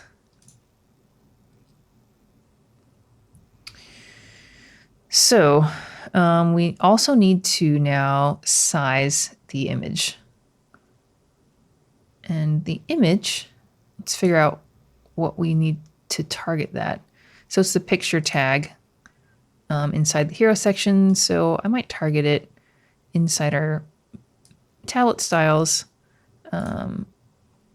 as hero class and then picture. And we said we wanted to make this position absolute so that we can make it go off screen. Position absolute. And when you make something position absolute, you do want to make the direct parent, which is the hero tag, position relative. And that's so that the child will kind of get anchored to the parent when you're positioning it. Okay, so we want it to go off screen to the right. So let's start by setting right to 0. So this is going to position the child to be on the far right side of the parent. So if we look at this, here's the picture tag. So you can see that the parent is the hero tag, which is going all the way across. And then the picture is just also kind of anchored to that right side. And, you know, there's extra space on the right because in the image itself, there's some extra space on the right. But this is positioned correctly. So then, after we have the image positioned to the right, we want to go off screen even more. So there's a few different ways to do this. You could say, I'll just do this in the browser, right? Negative some percentage, like if you go negative 50%, it'll go 50% of the width of the parent to the right. So the more negative it is, the more to the right it is. Or you could position according to the width of the image itself using translate. And we could say 50%, 0. So what this is doing is it's translating or moving the image to the right, 50% of the width of the image itself, as opposed to the parent, which is what the right property, so top, left, bottom, and right, will be based off of the parent's size. So those are two, that's a distinction that will come in really handy if you're using absolutely positioned elements and you want to make sure you get it just the right way, as opposed to choosing kind of an arbitrary number percentage on right. So 50% of the image width is a little bit too much, obviously. So let's try moving it back a little bit. So maybe something like that. Let's go back to the design and kind of see how that looks. So on tablet, it looks like the right edge of this members, the white members label is a little bit to the right on the Get Started button. So let's see if we can kind of eyeball that. Let's try to maybe zoom in a little bit so they match size better. That's roughly the same. Okay, so here's our website. Here's a design. So we want to scoot it out just a little bit more. And I'm going to try using just the browser styles for this. So if I hover over the Get Started button, you can see the dotted line. I guess that's not really helpful because it's just on the text, but you can kind of try to eyeball. I think that might be pretty good horizontally. Now we also want it to, be higher than it is. So let's see. The picture tag is here and the hero is there too. So with translate, when you're using the shorthand, the first parameter is going to be the horizontal translation or movement, and the second number is the vertical on the y-axis. So if we want to move it up, we're going to go negative again. So let's try negative 50% up, and that was too much, but we are in the right direction. So something like, this. So let's see how that looks. Oh, that was actually pretty dang close. Maybe a tiny bit up a little bit more. Maybe let's go down again. So that actually looks pretty good. Okay, so let's copy these and paste it. Oh, we already had the right. There we go. So let's save. Okay, so now our website looks good in terms of the image positioning. Now the next thing we want to do is the text. I think we also need to add padding inside the hero section. So let's add that. So 64 pixels on top and bottom for the entire hero section. Let's see what we got so far. So we do have 64 pixels of padding already. This is where things get a little iffy because when you're using position absolute, because the image, which usually if it wasn't absolutely positioned, it would add height to the entire hero section. But because it's absolutely positioned, it's taken out of the flow of the document. So the only thing that matters in terms of the content size of the hero section is the hero text. So that's why all the content below it looks like it's kind of pushed up into where the image is, because the image basically doesn't exist in terms of pushing other elements away. So unfortunately,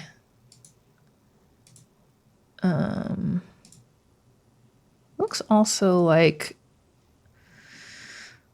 the text block is kind of taller, and on the design it's because it's, I think, taking the image into account.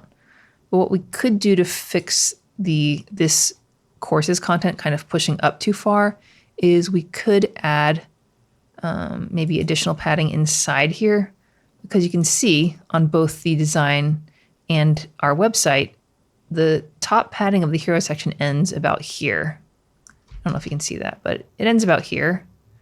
And that line is pretty much the same as a design, but inside here we have some more vertical padding, which we might be able to add just to this text block to give it more height and kind of displace the content below it a little bit.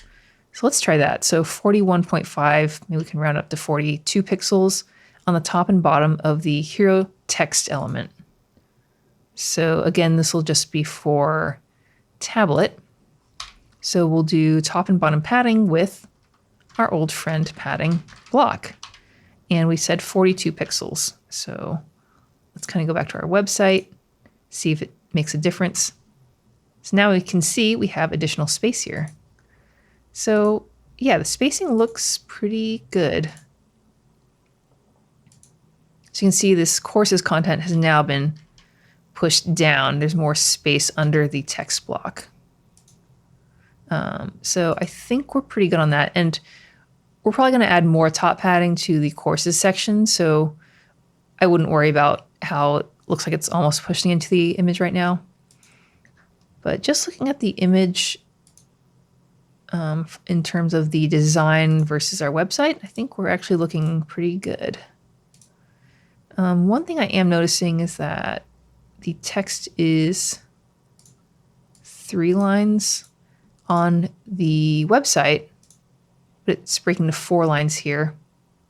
I don't know if that really matters too much. I wouldn't worry about it. So here is where tablet starts, and then before that we have just mobile. And one thing we might want to do is limit the width of the paragraph, because for readability's sake, you usually want to have lines of text be limited to anywhere between 50 to 70 characters, just based on, this is based on what I've read for best practices in design. So one way you can do that is I might set a global style on all paragraph tags, setting a max width.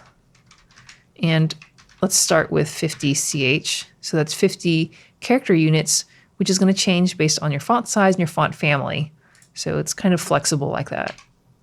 So now it's a little, I think it changed. So I think 50 CH is fine.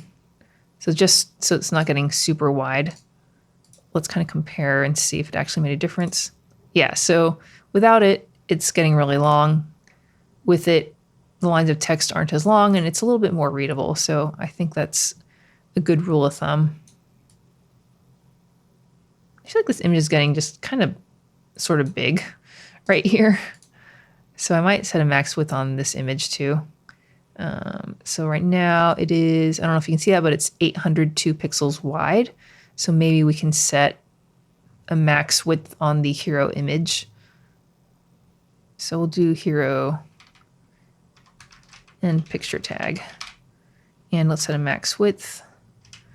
800 pixels seemed a little wide, so maybe let's try 700. And just for now, I'm going to use pixels. So on the picture tag, we're just kind of eyeballing this. I feel like this seems pretty good, 600 pixels. So let's convert that to rems. 600 divided by 16 is 37.5 rems.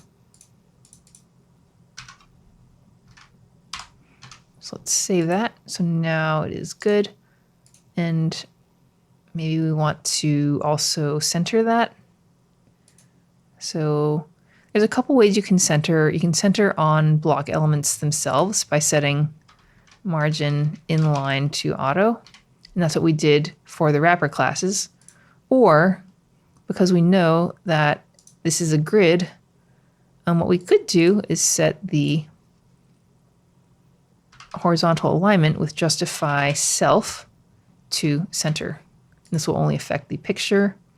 So maybe that'll be, they're both the same, but since we have grid, I'll just add it with justify self. So yeah, just making sure we're on the mobile styles here. There we go. So now let's test. Here's our mobile site. Things look good. And then things get larger. And the image is still centered, which is good. And then here's where iPad styles hit. There we go. So image isn't quite as monstrous as it was before. Okay, so I think that looks decent. So here's our tablet styles. I feel like the image is now smaller on the website. So I wonder if our max width kind of affected our tablet styles. I'm going to try to uncheck the max width. Oh yeah, it got bigger. So we only want this max width to affect the mobile styles. And we could only affect mobile by setting a width of, less than whatever. Or we could, if we don't want to add another media query, we could cancel it out on our tablet styles. And I think just for the sake of not writing yet another media query, I'm just going to cancel out the max width on our tablet styles. So maybe I'll do the max width first. none. There we go. So now it is getting affected with a max width on our picture tag, which is what we want for mobile. And then when we hit tablet, then there's no max width. So, okay, I think that looks a lot better. All right, so let's take a look at the desktop site. So I'm going to change to a laptop view, and you can see we are at 1200 pixels, a little bit more. There is an issue here with the spacing, and that is because we had originally set the wrapper class on the hero text instead of the entire hero section, unlike what we did in the header where we added the wrapper class to the entire header, so it's getting that max width of 1120 pixels. I'm going to highlight. There we go. So we did that because on mobile, if we go down to iPhone view, we wanted the image to go all the way to the left and the right, but we did want to have the wrapper padding on left and right for the text. But unfortunately, it looks good on mobile and iPad because we have the padding there on the left. Once we get to desktop, we had removed that padding. And even if we didn't remove it, it would have, I think, so this just wouldn't work. Let's try moving the wrapper class from the text to the entire hero section to match what we did in the header, and see if we can't fix the mobile issues for the image. So now on desktop, things are good.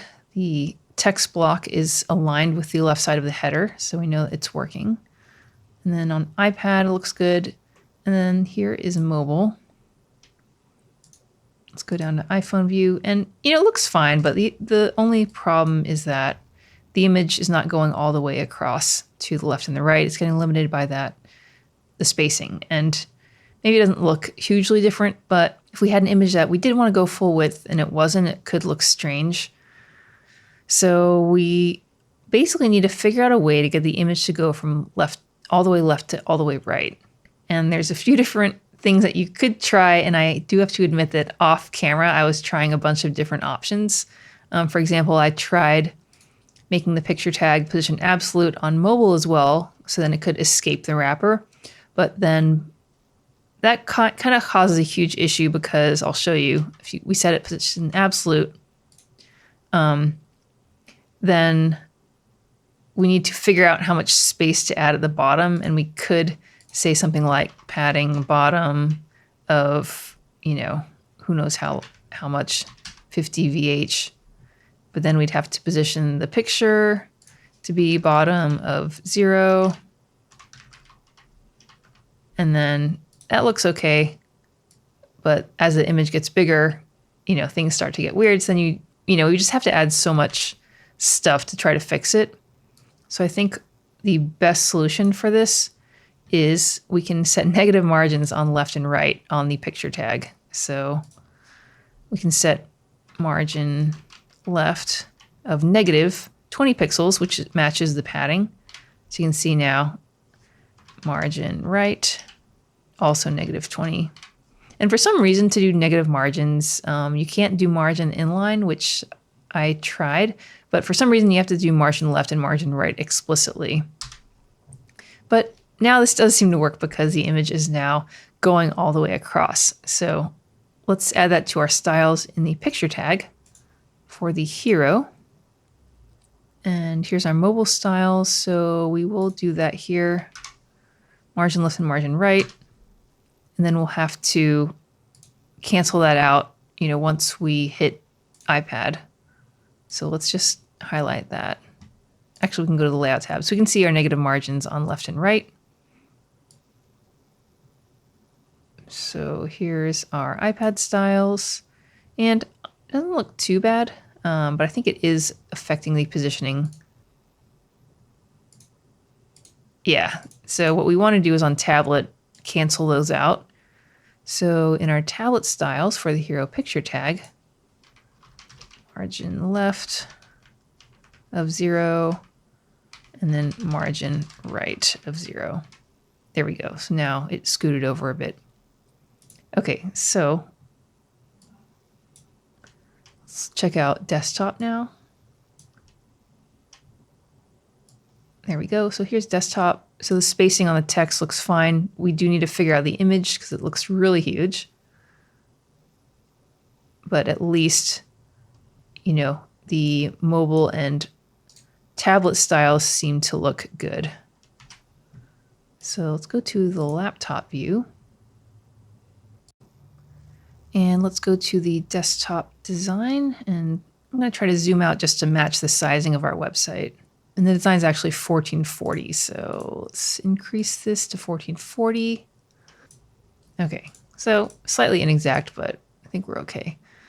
Oh, one thing I'm noticing is that we forgot to do the desktop top nav styles. So we have to go back to our header styles and make the logo bigger. And I think the button also is bigger. As you can see, it looks a bit small. Yeah. Okay. So let's go back to the header styles and fix those.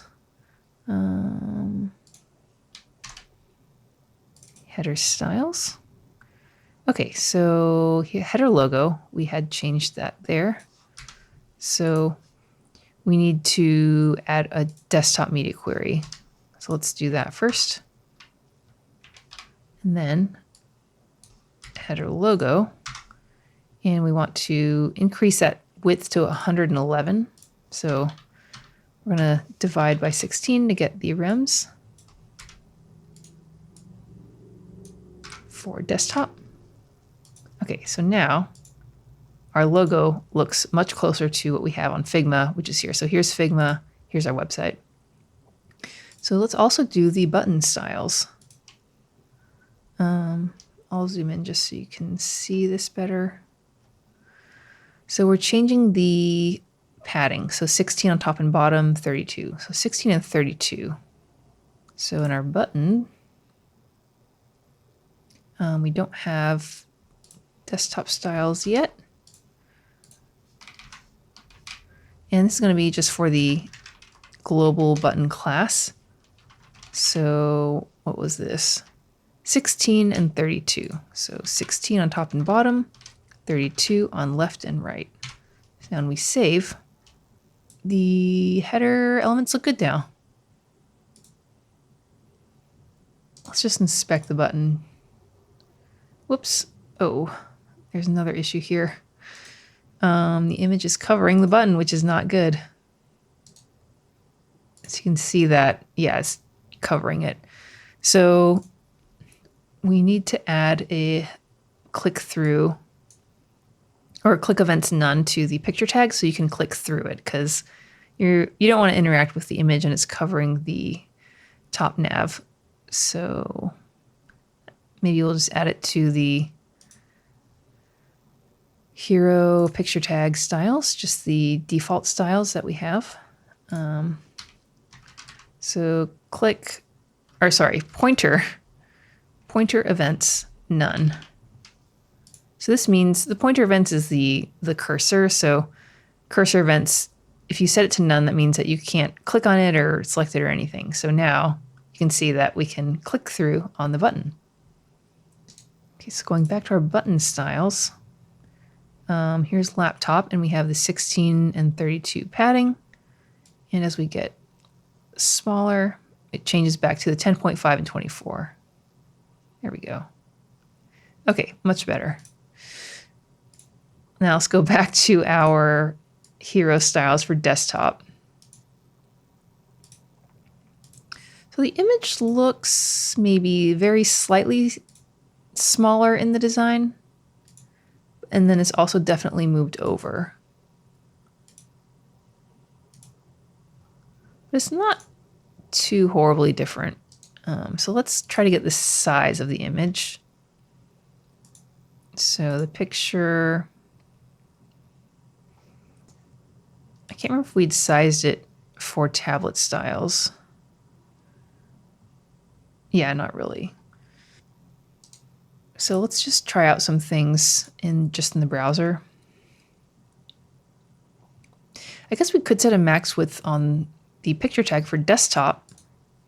So right now it is getting limited by, I guess, the wrapper styles, the parent. So it's 1120 pixels. So just for testing, we'll set max width starting at 1120 pixels. And let's just kind of decrease and eyeball how things look.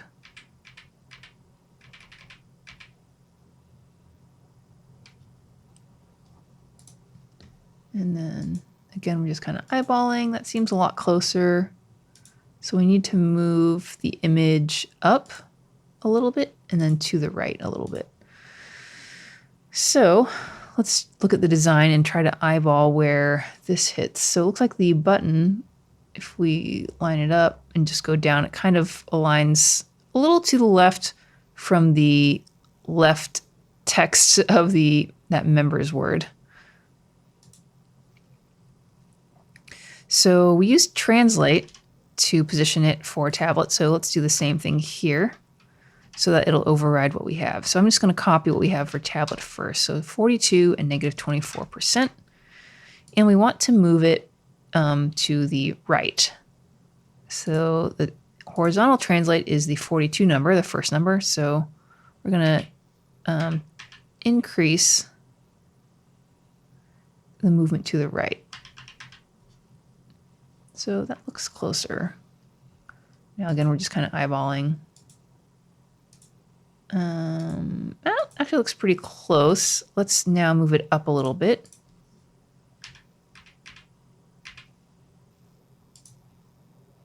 Okay, that looks like the images are slightly different between the design and the website, but that honestly looks pretty good. So let's copy those styles and then go to our picture styles for desktop.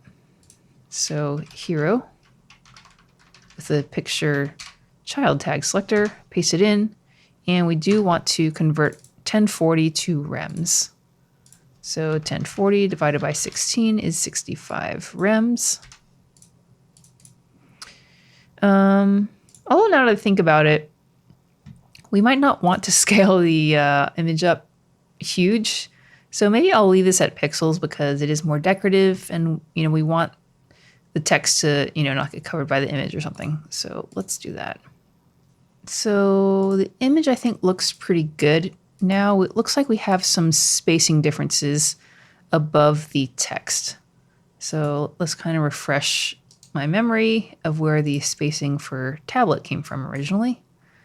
And it looks like we have the wrapper styles, which has 64 pixels of padding on top and bottom. And then in addition to that, we added vertical padding inside the hero text element to basically bump up the height so that we can, make sure content below the hero doesn't run into the image since the image is absolutely positioned. So let's see. Looks like we have 110 above the hero text. So right now we have 64 from the wrapper plus 42. So, and the design was 110. So it's 110 minus, let's do the 64.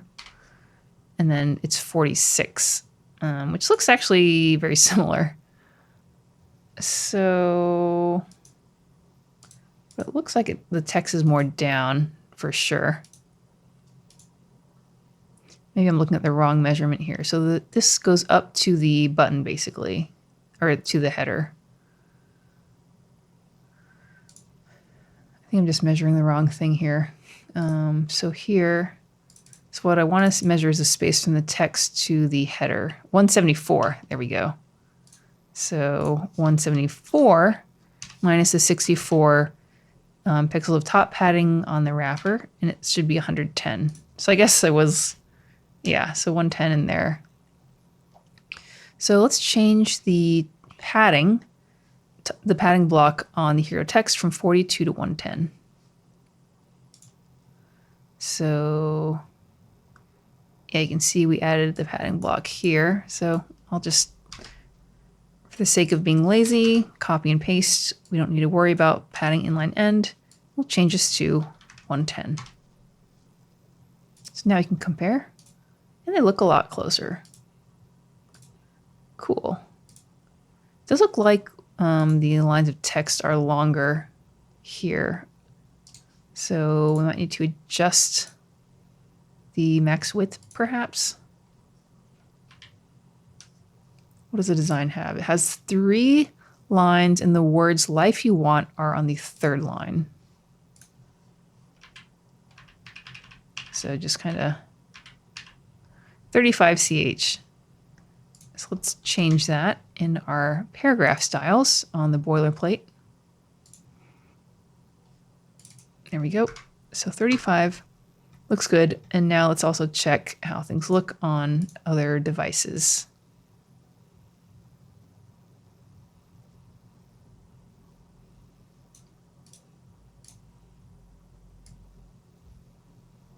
Okay, I think we're good here. Awesome. So I think we are pretty good for the hero styles. All right, so the hero section was a little tricky because it's always tricky working with absolutely positioned elements, especially if they're going off screen and stuff like that. So yeah, that was a little hard, but got through it. So let's look at the next section of the website, which is this courses section. And this is something that is 3 columns on desktop. And then on tablet, it goes to 2 columns. And then mobile, it goes to 1 column. And there's no weird absolutely positioned stuff here. So hopefully it'll be a little easier. So in our code, let's fold up the hero section and then unfold the courses section. And let's check out the mobile site to start. Okay, so here's the hero, and here we go. So we had added this to the courses section. So we should start by creating a new CSS file for courses, and that's going to be in the components subfolder. So right-click the folder, new file, and we'll say, I guess courses.css is fine. And then let's load that in our main CSS file. So I'm just going to duplicate the hero styles and then add courses. So I'll start by adding the class that we gave the section tag, which is courses. And then let's see where we want to go from there. So it's made up of different blocks. So that's why I added the block class to all of them. And then we have 2 types of blocks, the title block and then the course block. So let's start with maybe figuring out what we want to do first. So I guess I'll start with doing the basic styles for the title block and then the course blocks, and then we'll figure out the layout stuff after that. So starting with the title block, the background is that gradient, which is on the pink button. So let's start by selecting for the courses block title. And that should select that. So let's start with background. Set it to the gradient pink. And oh yeah, color. I want it to be color white. So let's check out our website, and that looks good. And let's do the font size, because that does look a little bit off, even though we're zoomed out more. Actually, it might not be too different. So this is using text preset 3.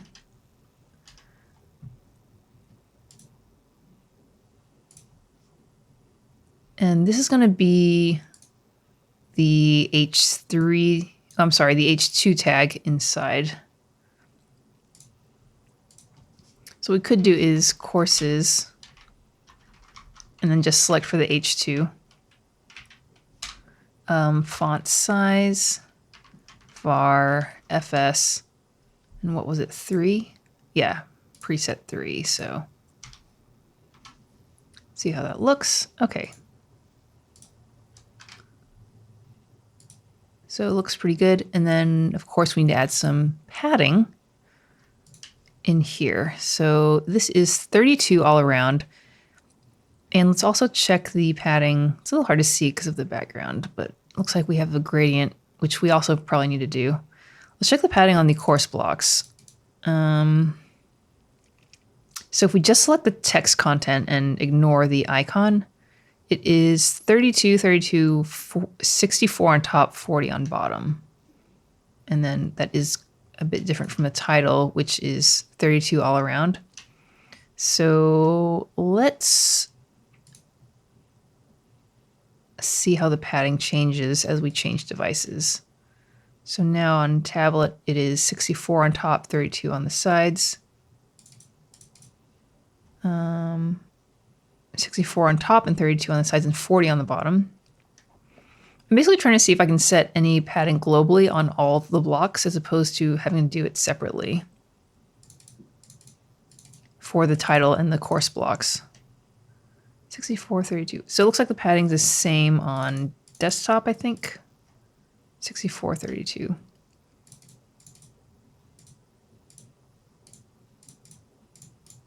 So looks like 64 and 32. We could add that as the default padding on all blocks because it's the same on the course blocks on all devices. And then we can override that with just some padding differences on the title block for mobile. So let's start with that. So we're going to say courses block, and this will affect the title and the course blocks. So padding was 64 on top, and then 32 on the sides, and then 40 on the bottom. And if the sides are the same, we can just have the 3 parameters. And it's going to use 32 for left and right. And I'm doing this because I'm going to make the icons position absolute. So I guess I was speaking too soon, but hopefully this position absolute icon will be a bit easier than the hero image was. So let's see what we got here. Okay, so now we got padding. Now we want to override this padding to be 32 all around for the title block. And that we can add here. So padding 32 pixels. So now it's like that. And we do, I think, want to have our wrapper styles. So in the section tag, we'll add the wrapper class. So now, we're matching. And I think we need to figure out the background color as well. So you can see in the main section, the background color starts as white, and then it kind of gradually gets darker to the bottom. So let's figure this out.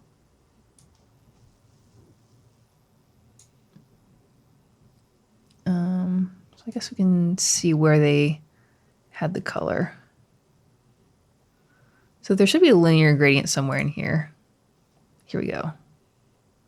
So it looks like it starts, the linear gradient starts just in the courses section.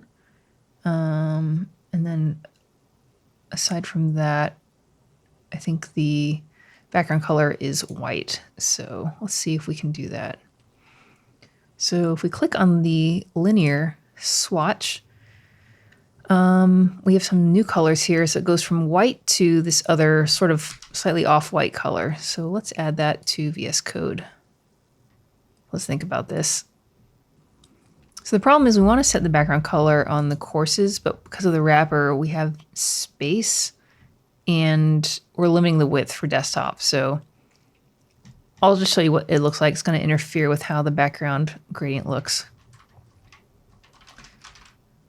Background, but we'll fix that. So linear gradient.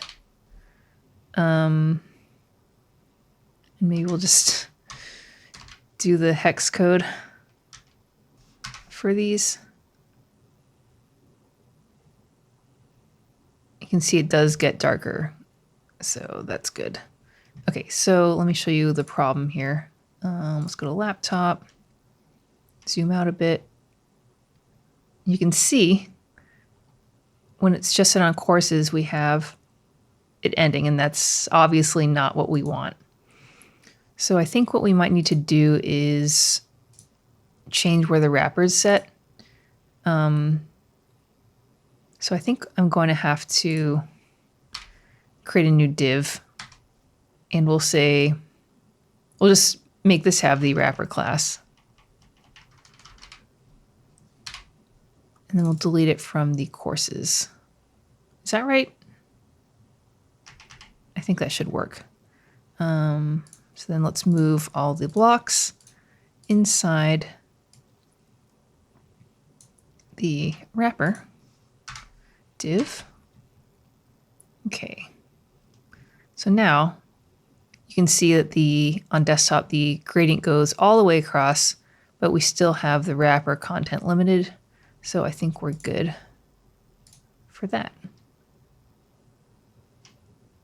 We also need to add the background color on the course blocks and then add border radius on all of them. So I'm just kind of assuming all the course blocks are going to be white.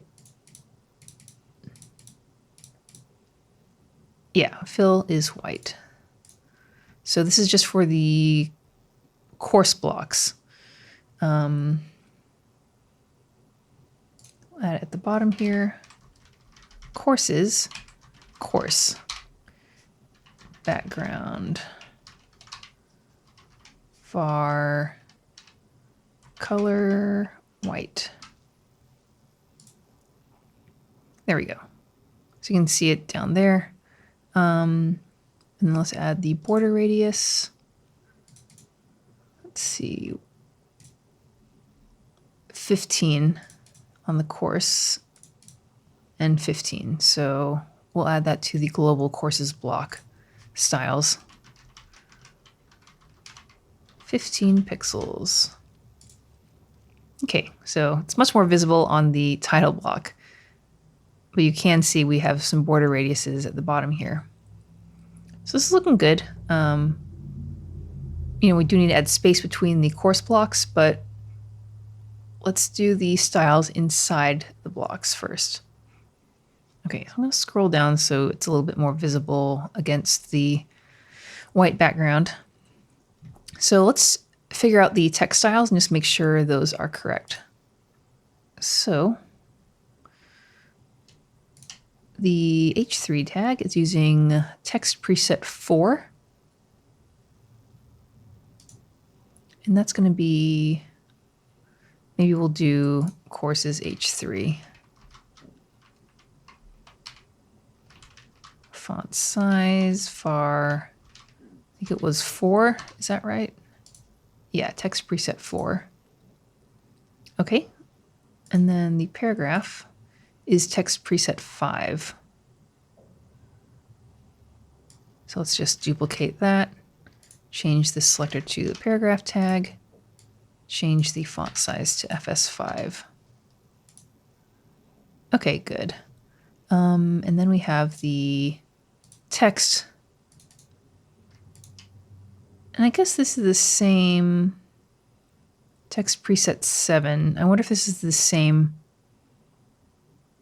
styles as the button styles, but I don't want to use the button class for this because it's just a text link and I don't want to have all the padding. So I think we'll just have to create another selector and select for the anchor link. And this is the only link in the block, so it's fine. And this is preset 7. And it is bold. So in our styles, we'll add font weight 700 bold.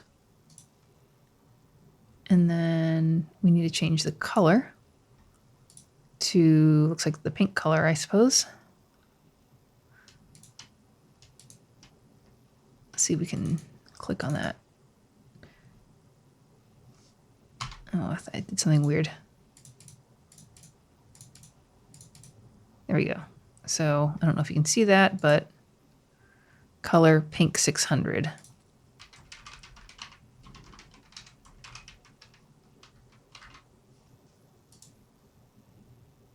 Okay.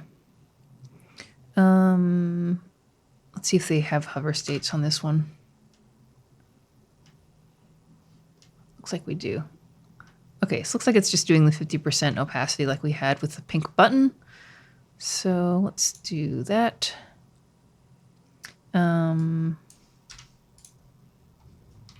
Course is a hover.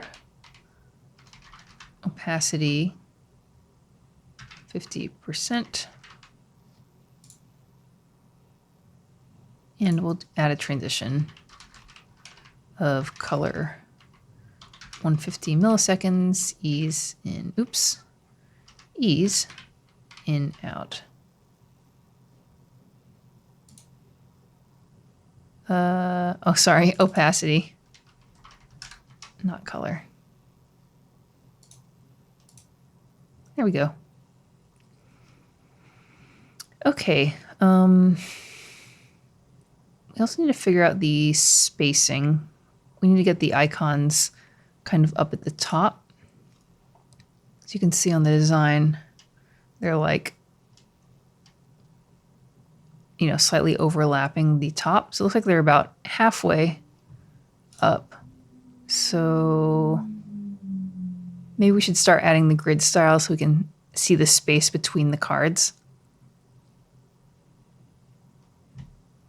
Okay, so we had changed the markup a bit, so we need to figure out what the grid parent is going to be. And it's going to be this wrapper. So let's do courses wrapper. And we'll say display grid. And we'll say gap. And let's figure out the gap space. And we want the gap to be between the cards because we're going to make the icon's position absolute. So it's 60. And maybe just for good measure, we'll say row gap in case the column gap is different. All right, so now it's a lot easier to see the space. So now let's set the icon. And this is going to be the image tag.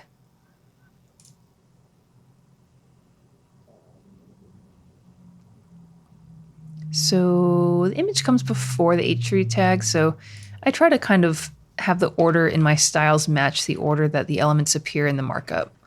So courses image tag, and we'll say position absolute. And then we want to make the direct parent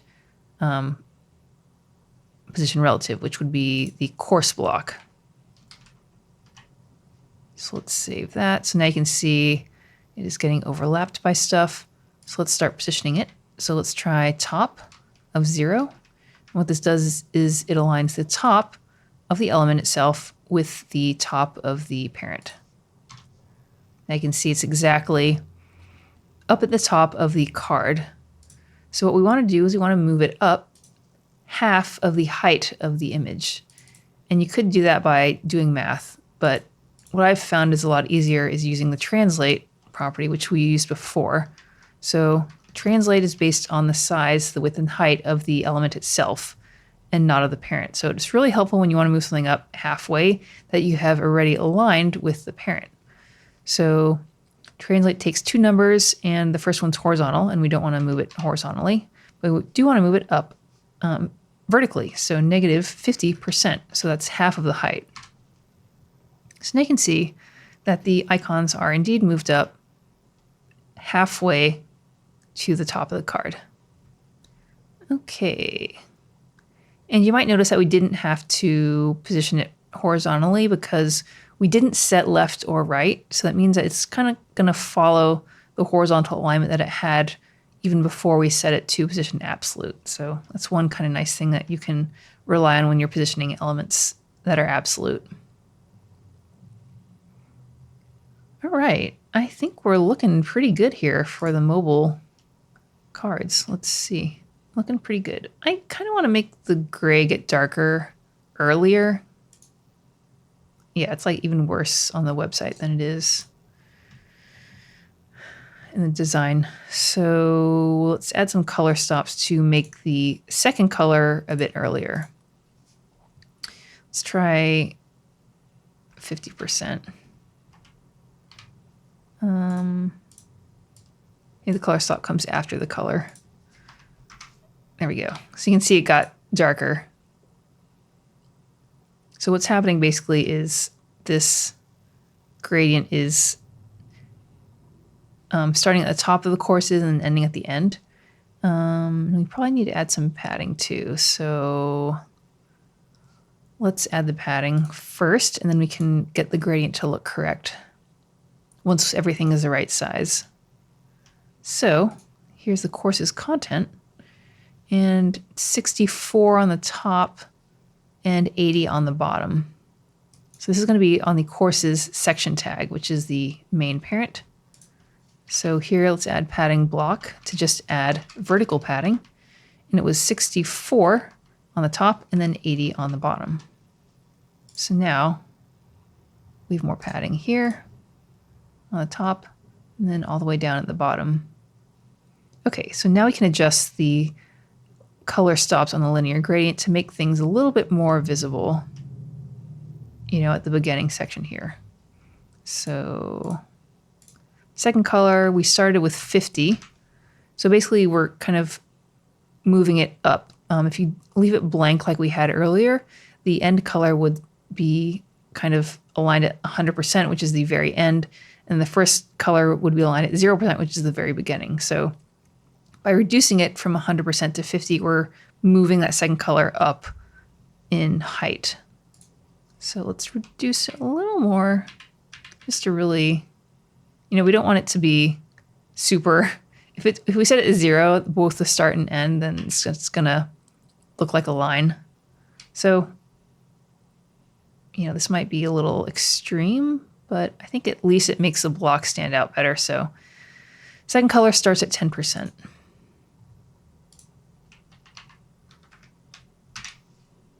There we go. Okay. I feel like that looks better than it did in the design, actually.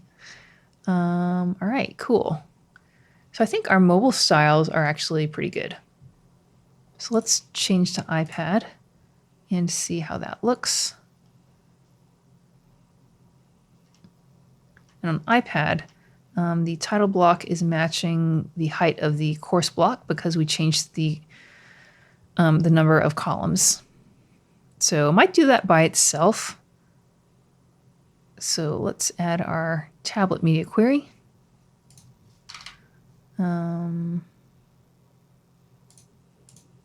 Layout, here we go. So here's our tablet media query.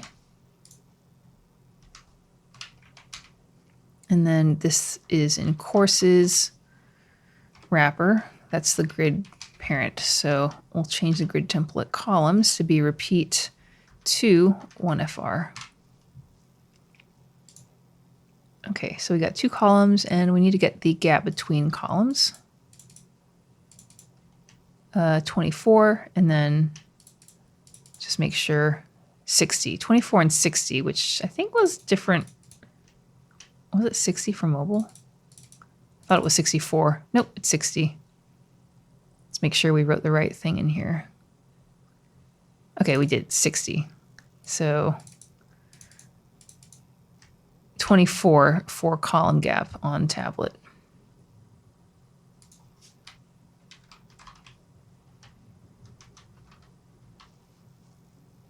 Alrighty. So this looks pretty decent.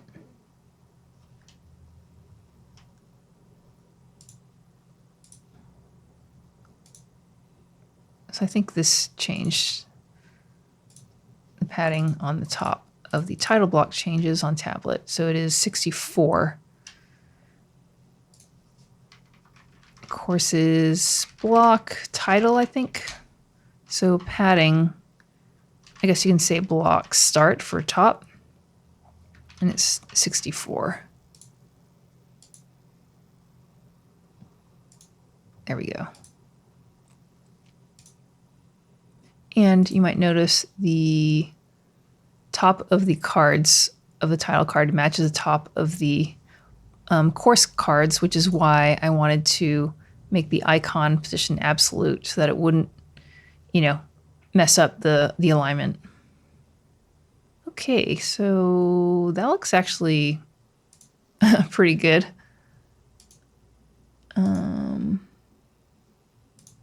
Cool. So let's check out desktop now.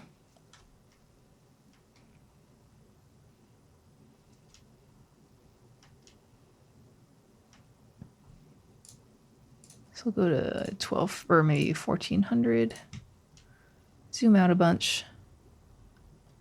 And we want to go to 3 columns on this. So let's add our desktop media query.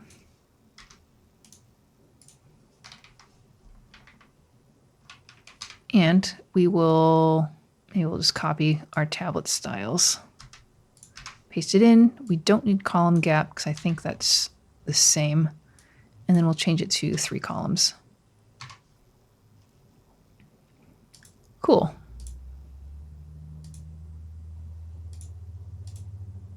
Things look a little taller. I think the gap is actually different on desktop.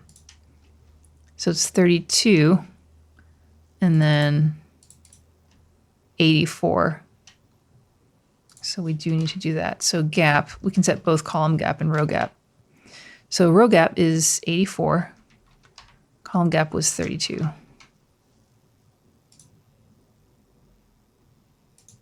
There we go.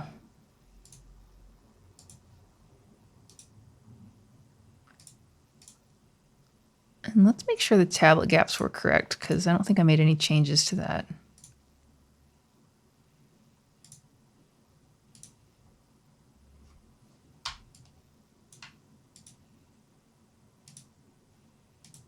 Yeah, those seem the same. The cards seem really tall on tablet. Oh yeah, they are tall. There's like a lot of space. Or it looks taller, yeah, in the design. Wonder why that is. So, okay. I guess there is extra space because the paragraphs are different. This is an issue that comes up a lot in the real world, I guess, because the paragraph text might not all be the same number of lines, but you usually want, in the design, it looks like the get started links are all aligned. So that just means there's extra space here. So what we need to do is figure out how that looks. But let's see if we can find a breakpoint where the number of lines are different. Here, so this is where the problem is going to come up. So right now the space is getting set by the paragraph margins, but what we want to do is we want all the get started links to be the same. This is actually pretty tricky. Actually, it might not be that bad. I think we can use grid to lay out all the content inside the course block. So let's do that. So right now the spacing is coming from the paragraphs, but we're going to change that to using gap. So let's remove the space from the course paragraph first. And I guess we can just do this for all of them, starting on mobile too. So we'll set margin to 0. So now everything is sort of like that. And then for the course's course, we're going to set display grid and then set the gap to, let's get the space here. So in the paragraph, it's 24 to the top and then 24 to the bottom for the tallest paragraph. So gap of 24. And we're going to keep this one column no matter what. So it doesn't matter if we set row gap or column gap. Okay, so now you can see that each card is now a grid parent. And you can see that the height of the grid container is the same. And the reason for this is because all the rows in the outer grid, which is the courses grid, are going to be, the cards in each row are going to be the same height because that's how we've set things. And that means the grid container is going to be the same. So this looks pretty good, except you can see that the get started link is a little higher because this paragraph on the design card is a bit smaller. I don't know if you can see that better. But what we could do is align the get started link vertically to the bottom. That should be courses A. So we'll just add this to the bottom. So to vertically align the grid child itself, we can set align self to end. There we go. So now it's on the bottom and it looks like things are lining up pretty well. Okay, it is a bit off because what I want to do is make the height of this paragraph be kind of the take all available space, but I don't know if this is going to work. So we can set the grid. So we're going to set grid template rows to size the different rows. So the first child of this grid is, I think the image still is going to count. So we'll say auto. Let's just try auto, auto, auto, auto. There we go. So now the grid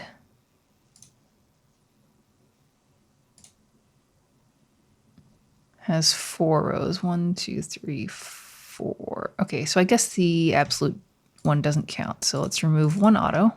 Oops. There we go. So now, I don't know why it's such a bright color.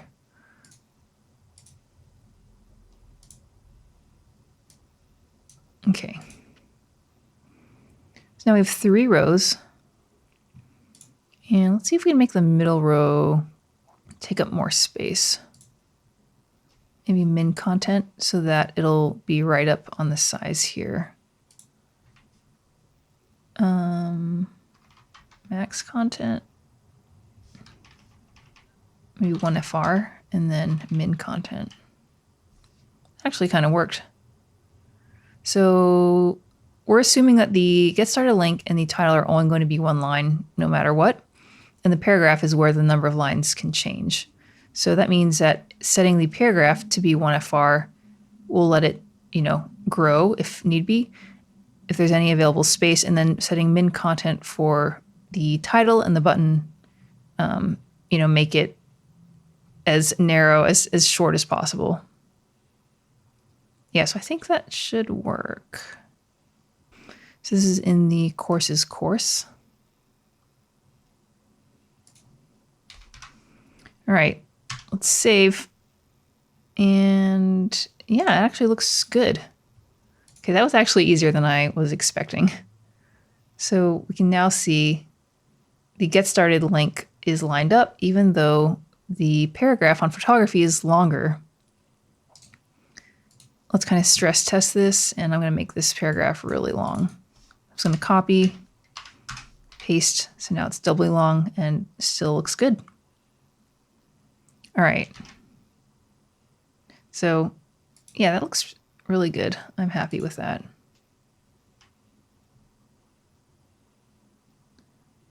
Oh, shoot. We have horizontal scrolling here. It's probably happening on laptop too. Yep. Okay, so we do need to fix that. And this is coming from this image here.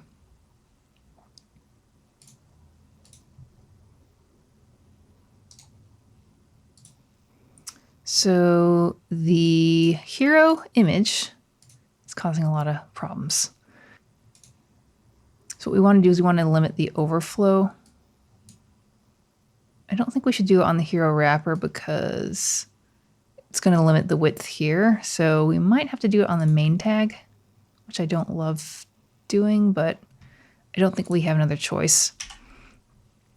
So we want to prevent horizontal scrolling because, it's undesirable. And the horizontal scrolling is happening because the image, we positioned it off screen. So even though it's positioned absolute, the browser is still going to leave horizontal space so that you can scroll to it to look at it. So we want to cut that off. So the problem is a lot of times if you want to set just overflow, you want to limit the overflow X or the horizontal overflow. You could try setting it to hidden, but you might notice that the top of the image is actually getting cut off too, even though we only set overflow to X. And that's because the browser is not going to let you only hide in one direction and be able to scroll on the other direction. So overflow hidden often does not do what you want it to. What you can do is set overflow to clip, and that will nicely limit the overflow horizontally so that we don't have horizontal scrolling, so it's not working, but it is allowing overflow to be visible on the vertical axis. So we're going to set this on the main tag. So this is one reason why using absolutely positioned images can cause a lot of issues. So I'm going to add this selector here. And maybe there's other alternatives that I could be doing, but if you know of any, let me know in the comments.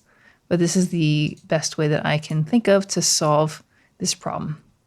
All right, so now we don't have horizontal scroll bars on tablet.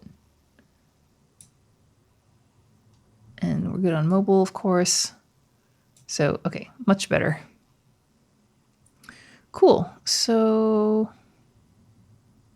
this looks a little off. The gradient's a little bit too short, I think, on desktop. It looks okay on tablet, but maybe...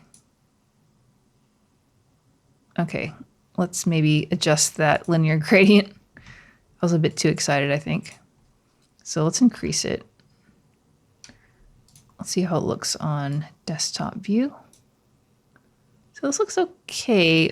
I basically want to get rid of it looking kind of like there's a line.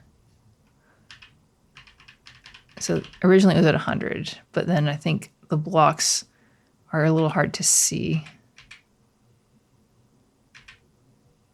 Let's just do maybe, so this is 10, that was too much. 20 actually is a bit better. Maybe 30 is a bit safer. It's a little more gradual. Maybe a little bit more. I'm just eyeballing things. Let's just do 40. And that is on courses.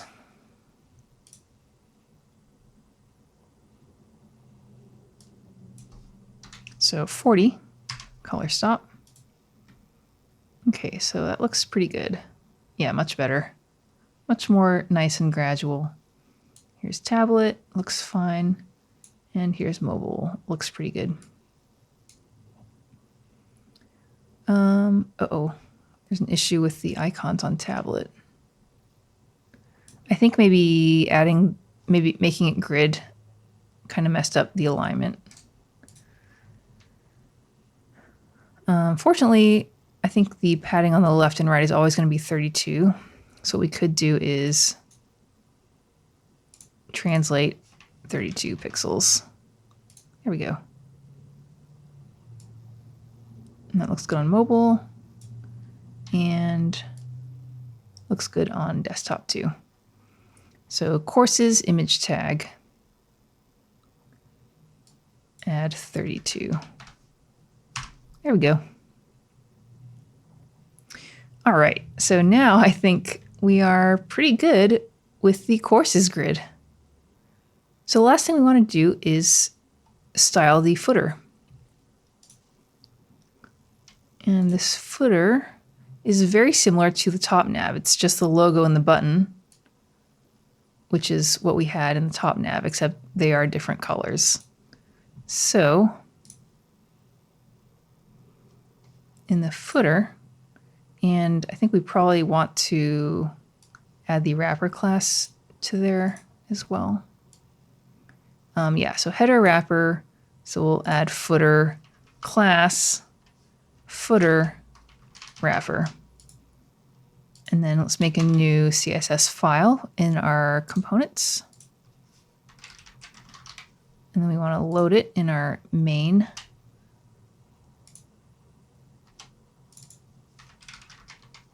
There we go. All right. So footer, the main difference I can see is the background color is different. So I think this is the dark blue color, which is 900, I believe. Find out. Okay. Oh, whoops. Okay, so because I have the wrapper here, it didn't make a difference in the header because the header didn't have a background color, but you know, it is making a difference down in the footer. So I think maybe what we might need to do is kind of similar to courses. We made a child div of wrapper. Let's do that here, and then we'll move the content into the wrapper class and then delete it from the footer tag. There we go. So for the footer wrapper, we want this to be, I think we used flexbox in the header, so we'll do the same thing here. So display flex.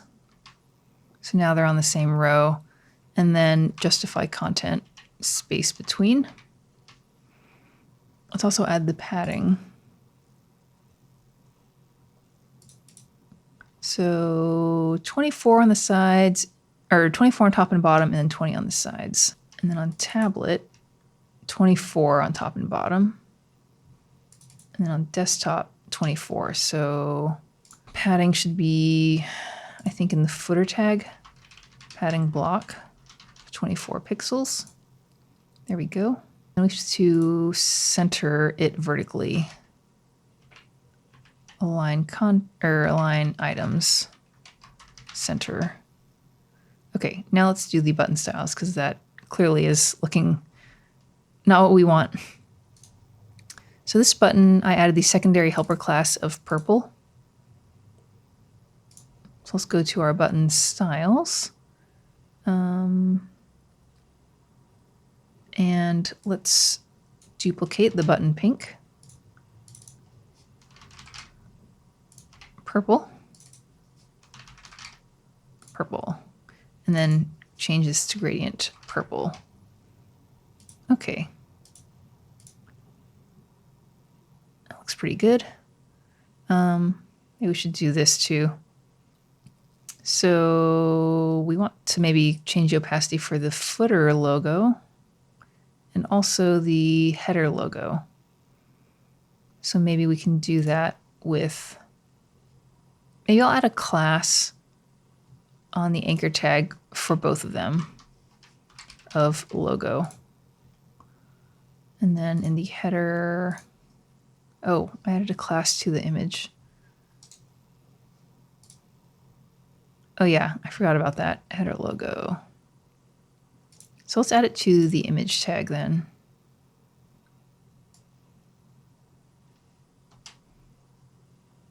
Image tag. So now I think we can add, I'll just add it in the boilerplate because I don't think there's much sense in creating a CSS file for logo for just, you know, one style basically. So image, let's do image logo. Hover. Opacity 0.5. So it looks pretty good. It's a little much. Let's try maybe 3. Or sorry, I want the opacity to be higher. So let's try 75. There we go. So it only goes down by 25%. That's much better. And then we'll also need to add transition.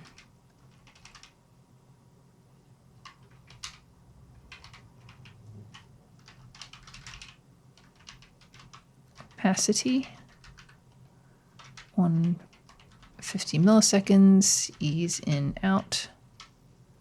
There we go. Good. Good. And good. Okay, so the footer was, I think, easier than I thought it was going to be. Let's just make sure everything looks okay. Footer logo seems very large on mobile. Oh, it's because I'd size the header logo in header. So we're gonna have to move that into our boilerplate styles. Yeah, so I size the width here. So I'm gonna have to move that here, and we'll have this affect all logos. There we go. So now it's sized correctly. Make sure our hover state works. Yep. Okay. So let's move this into our boilerplate styles because we have the other logo styles here.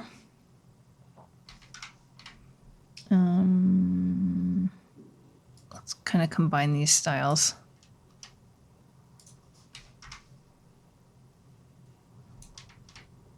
I guess we'll just use the logo class to make it more consistent.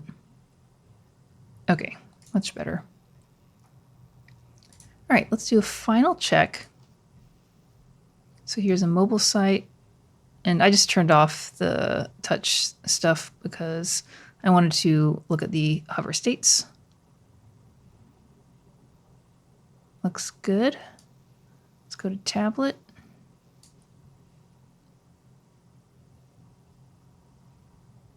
Looks pretty good. And desktop.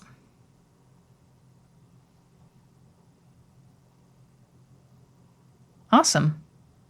All right, so that's the online education landing page. Let me know down in the comments what you thought, as well as any other videos that you'd like to see me make on this channel. So I do have links to the Front-End Mentor Challenge and my source code, as well as resources that I mentioned in the video, all down in the description. All right, so thanks for watching, and we'll see you in the next one.